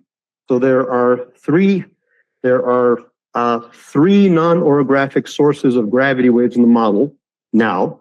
There's convective gravity waves, frontal gravity waves, and then this moving mountain scheme. And of course, there's the real mountains, which I'm not talking about at all today. But in panel B, we've taken out the frontal source. In panel C, we've taken out the moving mountain source. And that is a good representation of what the model was like before, what the model was like in previous versions before this source was added. The main things you see when you take out the moving mountain source is that, and finally here in panel B are observations from ERA. And I want to point out that here in the ERA panel, the dashed lines are the spread of the axis of the zonal mean zonal wind jet. So, you look at the way it kind of leans over, and the black dashed lines here show how much that axis of the jet wobbles from year to year. So what you see without the moving mountains, and what you saw in previous versions of the middle atmospheric versions of CAM, is that the zonal jet in the southern hemisphere is too strong, and it's also it's arranged vertically. It pretty much just goes straight up and down. And I think for me, more than the amplitude or the temperatures, what's interesting is that before the introduction of the moving mountain scheme, the jet axis was almost exactly the same every single year. There's no variability in the jet axis from year to year the way there is in ERA. When you add the moving mountain scheme, you begin to get some. And when you have both the moving mountain scheme and the frontal waves, you actually get a fairly decent representation of the wobbling of the southern hemisphere polar night jet. So that's what the moving mountain scheme does for us. It reduces the amplitude of the zonal jet, which also has the side effect of reducing the cold bias, which I'm not going to go into here, but that's important for chemistry. And so it has positive impacts on our simulation of the stratosphere. And before I leave this plot, I just want to point out, is there any way to make this less sensitive? Sorry. Uh-huh. Okay. Oh, there we go. Yeah, I just want to point out that without the frontal scheme, you do have a problem in the mesosphere, which I think is something we need to, I would like to, maybe remove the frontal scheme, but we have to think about what we're going to do here before we do that. So, I'm not going to dwell on this too much, but basically, we tried tuning away these problems without the moving mountain scheme and had little success. And the main reason we believe are that, orography in the southern hemisphere, limited leverage, there's just not that much topography there. And, fronts are a good candidate, but they have a broad spectrum of phase speeds, which seems to limit their utility. Okay, resolution though, resolution helps. So here's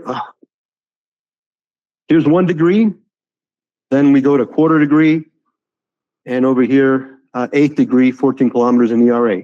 So as you increase resolution, you start to get the tilt of the jet and you reduce the magnitude of the jet. So that's telling you that the 1/8 degree simulation here, it's doing a pretty good job. So, maybe we can use these 1/8 degree simulations to start to analyze our gravity wave parameterizations. Okay, so let's look at some results from the 1/8 degree, and I hope this works. So that's the movie showing vertical wind perturbations, and I'll discuss how those are derived in a second. They're in sort of this is terrible. They're sort of these red and blue shadings, if you can make them out. And then underneath are supposed to be gray, looks much better on my screen, gray streaks of vorticity in the lower troposphere. I should mention that the vertical wind in red and blue is at an altitude of 40 kilometers in the atmosphere, and the vorticity features are at 5 kilometers. So if you squint, you might say that there's a connection between the vorticity features in the lower atmosphere and waves higher up. So I probably shouldn't dwell on this too much. When you look at gravity waves, when you try to analyze gravity waves in either observations or simulations, it's always a problem in how you distinguish the wave from the background. So we just use a technique where we remap from the high resolution to a very coarse resolution, 2 degrees. And that sort of, we do that conservatively, and that sort of wipes out the small scales. And then we project back out to NE 240, 14 kilometers. So that's our background. And then we just calculate, perturbations by subtracting the original field from the background field on this high resolution grid. And then we calculate fluxes of, momentum, et cetera, by multiplying the perturbation fields on the high resolution grid, and then sort of, again, averaging them horizontally across the wavelengths by coarse graining to another course, this NE16 or 200 kilometer grid. So I'm just going to show a few snapshots. So this is a snapshot at, 41 kilometers on July 2nd of the simulation. And in the vertical, you see this. This is a cross section. And what you see is patches of high wave activity. The only place there are mountains in this simulation is here, whereas over the Andes. Everywhere else, these are being generated by something else. So we do,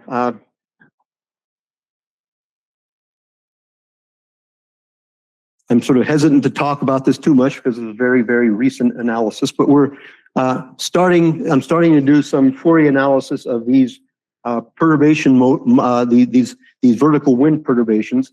And you see there's sort of a concentrated there's a concentrated power at about wavelengths between 20 kilometers and maybe between 20 and 30 kilometers. So that's looks like the dominant scale of waves in this little box here. We do, of course, we go back to our scale analysis to get fluxes, and these perturbations up here correspond to these fluxes of momentum on a 1 degree grid shown here. So this is how, this technique is how we're sort of estimating resolved momentum fluxes in the NE240 run, so that we can, begin to use the NE240 results to assess how we're parameterizing momentum flux or gravity waves in a 1 degree model. So last slide here. We see a correlation. Now here we can be a little more quantitative between vorticity at 5 kilometers and momentum flux at 20 kilometers in the lower stratosphere. We see correlations, that are significant over a lot of the Pacific. I didn't show what the latitude circle. This is a latitude circle of about 45 degrees. So we're seeing correlation between vorticity there and momentum flux. Okay, so I'm going to really try to wrap up here. So our high resolution simulations at NE240 suggest there is a source tied to effective obstacles. This, when you turn this into a simple moving mountain scheme, you get some improved simulations of the southern wintertime jet. We need to justify this theoretically, but we still need to do that. We want to explore the relationship of this mechanism to fronts and frontogenesis, and tuning is still needed. And unfortunately, I'm just going to have to skip over the offline testing because I'm already over time. So sorry about that. Too many slides. I'll take questions. Thank you. Okay, let's have one quick question.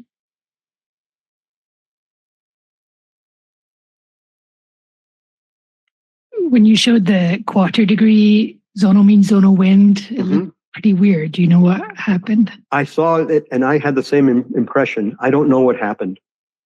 It looked. It's only one season. It's not a multi-year mean, so it may be part of the reason it's just a weird year. All right. All right. Thank you. Okay, and now will be the last presentation of this session. Will be given by Adam. Hello. I'm Adam Harrington. I'm going to be talking about incorporating Club MF into kilometer scale simulations with CSM. Is this too loud or am I just, okay. All right. So Club MF is a project I've been involved with for several years now. The PI is Drao Teixeira over at JPL, and the co-PI here at NCAR is Julio. And I have also been working in the as a SEMA co-lead up until recently. And, basically they have been addressing kilometer scale capabilities in CSM. Really that effort has been a joint effort between SEMA, Earthworks, and the CSM projects. And so I was wearing these two hats and I just decided to try to combine them to see, to solve a problem. And that problem is that we ran our first global 3.75 kilometer CAM MPAS simulation over the summer. It uses CAM physics, but the deep scheme is off. And this is just a snapshot of the cloud field, the total cloud water path in the West Pacific. And there are problems. In particular, you have the speckling of convection everywhere, which is not seen in reality. There is some precedent for this in some kilometer scale models, and they tend to refer to this as the popcorn convection problem. And so I had figured, let me run at least a few days of this diamond simulation with Club MF, because why not? If I turn on the ZM deep scheme, it still looks the same, so that's not a solution to the problem. So I ran it with Club MF for a few days, and this is what the cloud field looked like on the bottom. And it was, to my eye, a big improvement in the representation of the clouds. So since that result in the summer, I've been spending time trying to configure Club MF a little more appropriately for the kilometer scale. And I got some core hours from Earthworks and CSM projects to redo the 40-day diamond simulation with Club MF, and that's primarily what I'm going to be presenting to you today. So a quick primer on what is Club MF. So it's following this eddy diffusivity mass flux framework for parameterizing convection. And what that framework does is it parameterizes your turbulent fluxes due to unresolved convection with a eddy diffusivity term that represents small scale symmetric eddies in the boundary layer, and then asymmetric convection eddies, deep convection or shallow mid deep convection is represented with a mass flux plume model.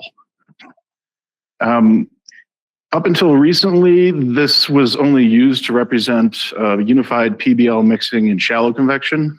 In this 2019 paper, they have modified the mass flux model to start doing deep convection. And so it is deemed to be a unified convection scheme in 2019, this 2019 paper by Kai. So Club MF is a project that's motivated by that. And effectively, all we do is we swap out the eddy diffusivity term for the club turbulence term. And, Ben gave an overview of the equations for these high order prognostic moment calculations. They're very involved, but essentially Club is a prognostic model that is able to close its equations, the high order terms in your equations, by using this assumed PDF method of what the subgrid distribution of variables are in a grid cell. And that assumed PDF is a binormal. Club stands for Cloud Layers Unified by Binormals. To get a little deeper into the mass flux scheme that I've been working on for a while, effectively it's an explicit ensemble of mass flux plumes where you separately define the area and the vertical velocity in order to get your mass flux.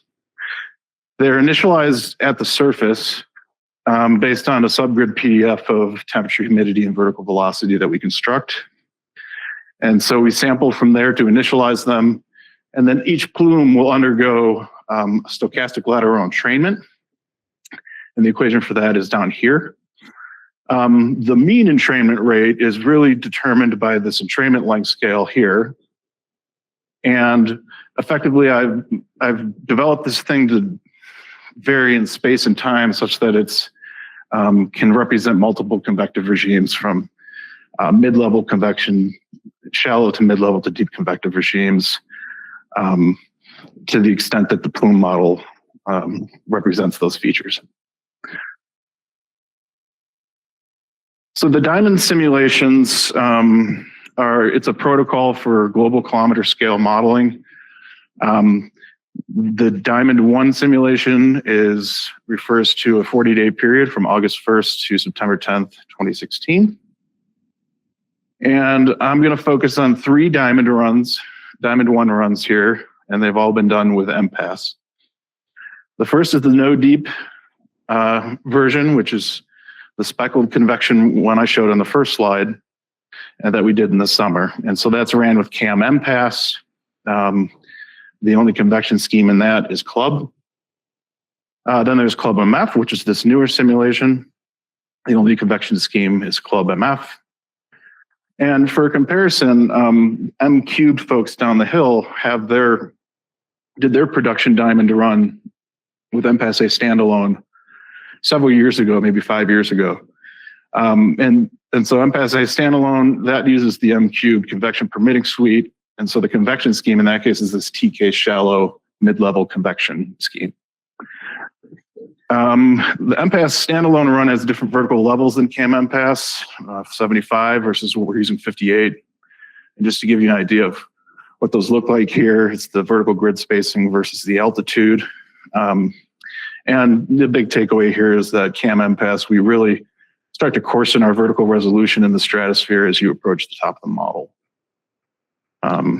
Whereas the M-Cubed really maintains the sub 1 kilometer grid spacing all the way to the model top. So I want to quantify whether these clouds the scales of these clouds are being accurately represented in Club MF, the Club MF run. And so I also want to be able to compare it to observations. And so in order to track clouds in the model and the observations, for the observations, I use this GPM Merge IR brightness temperature data set, which is half hourly resolved. It's on a near global 4 kilometer grid. So it's great for evaluating kilometer scale models. It's a merged product of several geostationary satellites operated by the United States, the Japanese, and the Europeans.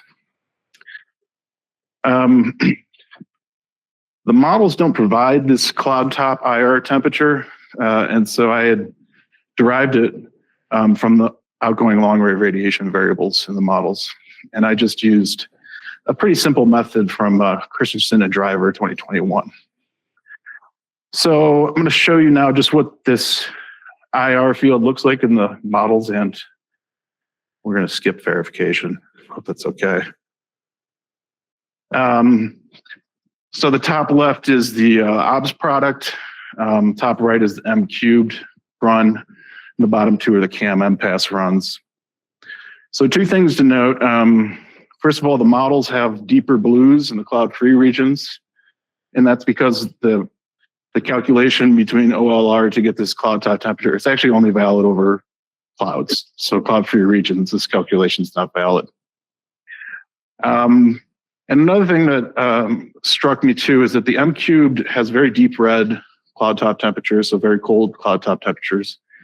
And so their convection is quite deep in the M-Cubed run, and possibly deeper than in observations.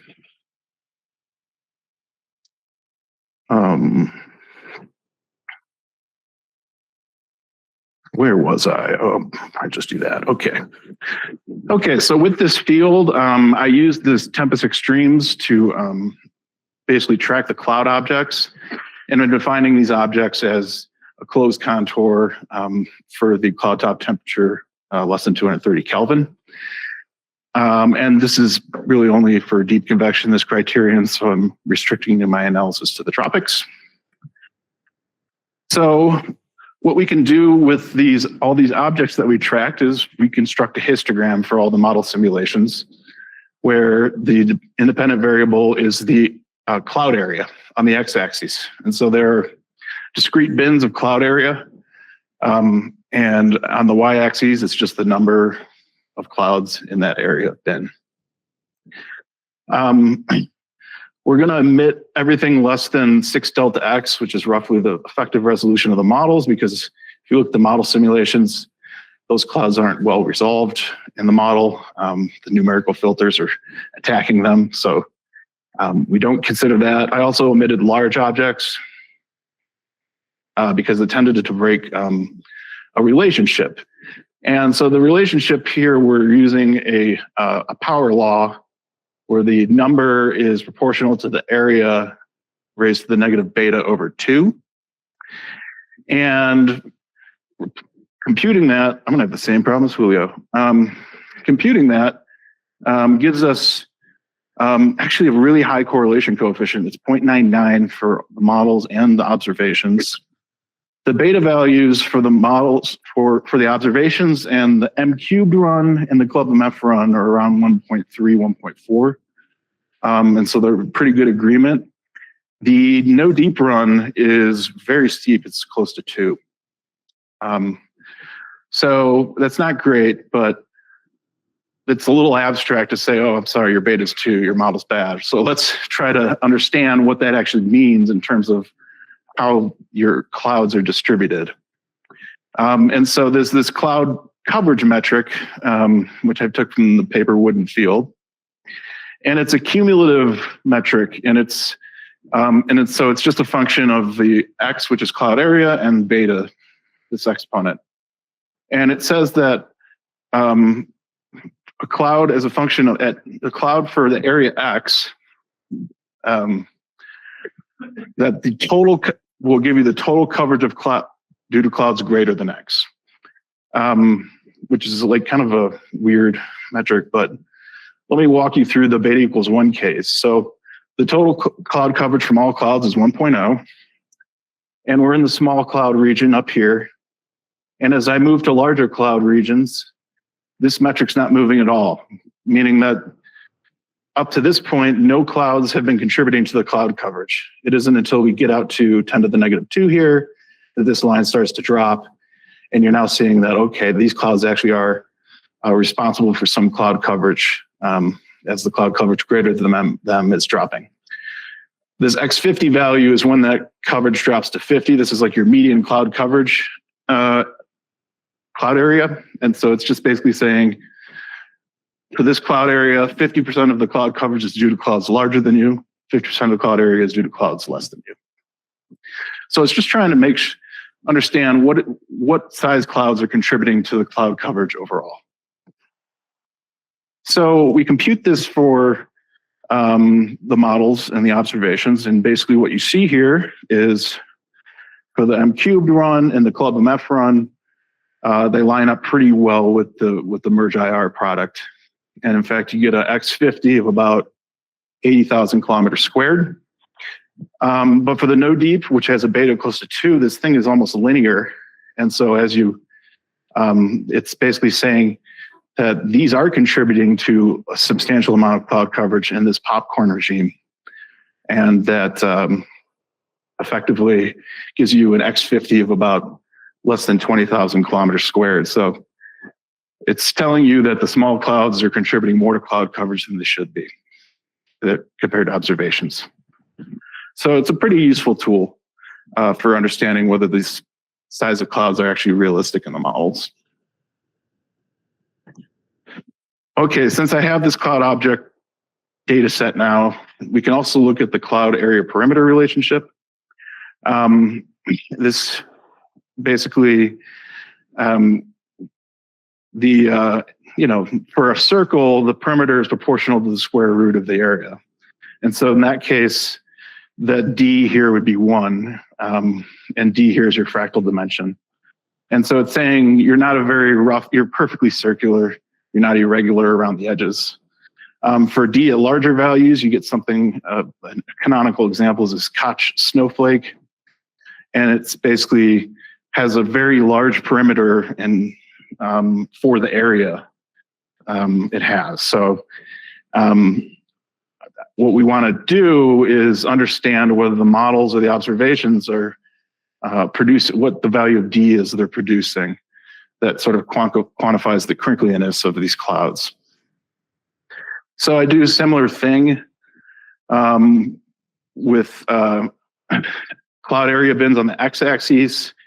And then for each cloud area bin, I sample 1,000 parameters.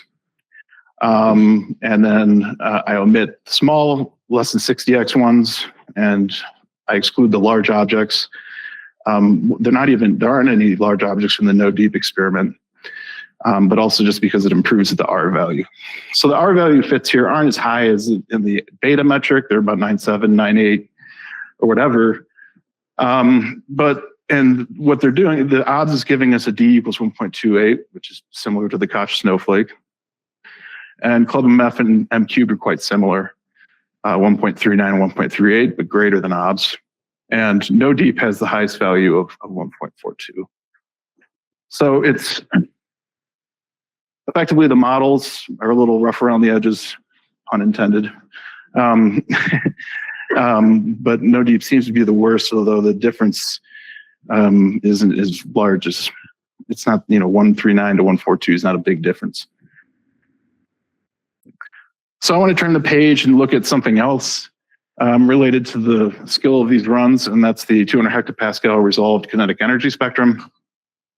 And the right panel shows the compensated kinetic energy spectrum. And so a horizontal line here refers to the -5.3 slope, which is the observed scaling in the mesoscale region. And M cubed and the No Deep actually have the best agreement with that slope, where the No Deep's a little too steep over here. A lot of this is coming from the divergent modes, which is the divergent component shown on the bottom. And it also shows this energy pileup that's in the M cubed model, which, completely separate. This is just an interesting feature. It really does suggest that the dicore filters aren't effective enough at removing energy cascading down into this unresolved region. This model was ran 6 years ago. They may have fixed this by now, but interesting aspect of the simulation. But it's basically saying that the No Deep and the M cubed have more resolved divergence, and that means that's probably coming from this. They have more permitted convection than ClubMF. So ClubMF is parameterizing a lot of the convection in the kilometer scale and keeping the model from doing too much permitted convection. Whether that's a good thing or not, who knows? We can debate that. I'm basically out of time. I don't remember if I started a little late, but a good way to understand whether this is good or not, whether you're not doing as much permitted convection, is just look at the equivalent potential temperature profiles in the tropics. And here I'm looking at the 40-day mean from 5 north to 15 north. So it's right over the ITCZ and just over ocean points. And I'm comparing it to ERA 5. And one thing that's interesting about the N cubed run is this minimum in equivalent potential temperature is kind of shifted upwards, which is consistent with the convection being very deep in the M cubed run. And it also ends up just being colder and drier compared to ERA 5. ClubMF just tends to be warmer and moister. And ERA 5 doesn't really have this symmetric minimum like the models have. And so it's kind of hard to say who's doing a better job at representing this minimum. The No Deeps shows up in having a very stable profile loft that's too stable. So that would be problematic. This is the mean tropical precipitation from the 40 days. Generally, things are improved in the ClubMF over the No Deep.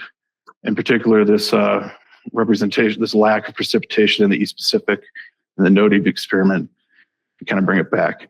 And the pattern correlations to RMSC are better than No Deep and very similar to M cubed. Let's make this the last slide. This is relevant actually to Chris's talk, where he saw that there's a lack of Kelvin wave activity in their SCREAM model, and they do also struggle with this popcorn convection problem. Falco did this analysis of looking at the Hovmilers in my runs and computing the Kelvin wave filtered anomalies in the lower plot here.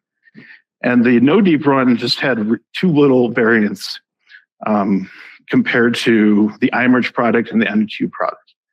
The Club MF actually improved that Kelvin wave activity quite a bit. But as you can see by the bar plots of the variance, it's still not as good as M cubed and iMerge.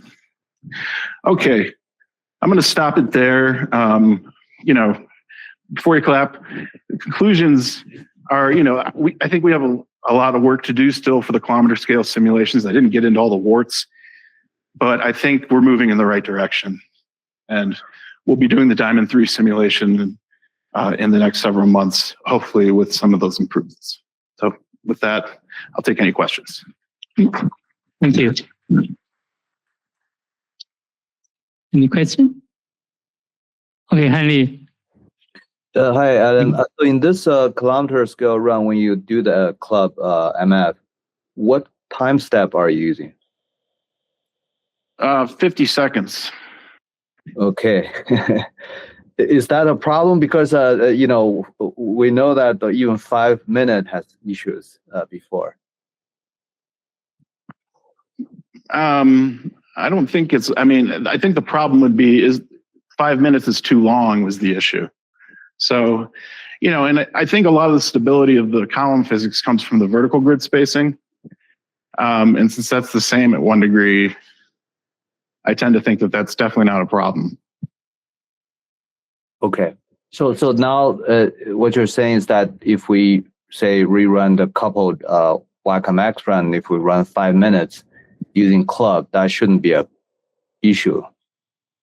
Oh, I can't. WACA max, yeah, that's a different. We had issues with stability. I see where you're coming from, Hanli. At the kilometer scale, you may have to run. Hopefully, 50 seconds would be enough if you ran WACM at the kilometer scale. If that's what you're asking. I'm not dreaming about the kilometer scale at this point. I was thinking that if NE 120 or 240 in the future, if we run at short time steps, high resolution short time steps, how short can we go, before club becomes invalid? The smaller, the more stable. So you can go as small as you can afford. That's the right direction to go. Okay. I see. Thanks. Any other question? Adam, thanks a lot. So maybe I have missed it. Does the Club MF do better than the MQ run in terms of reproducing the organized convection, or no? Or they are doing like a similar job? I don't think I got into a very detailed look at organized convections like MCSs in this talk. So I can't answer specifically that.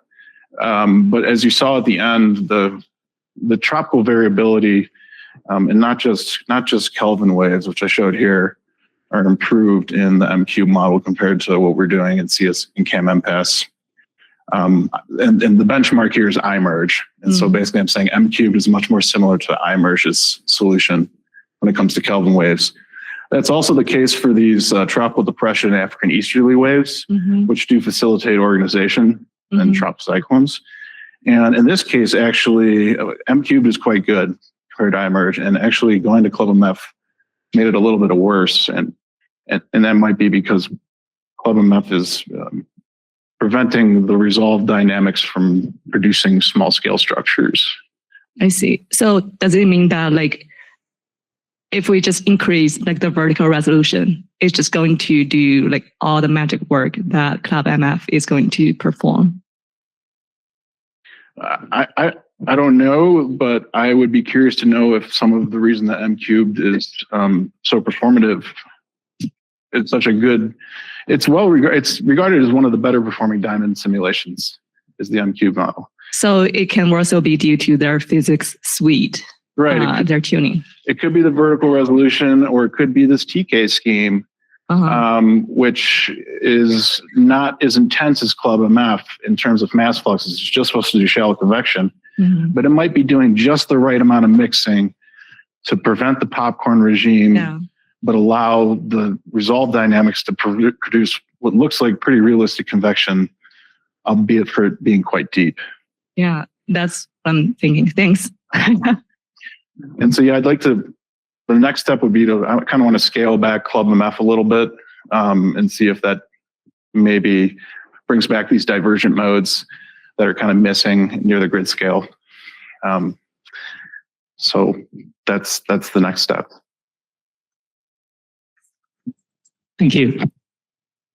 Yes, now suppose we have a 10-minute discussion, but now we run out of time.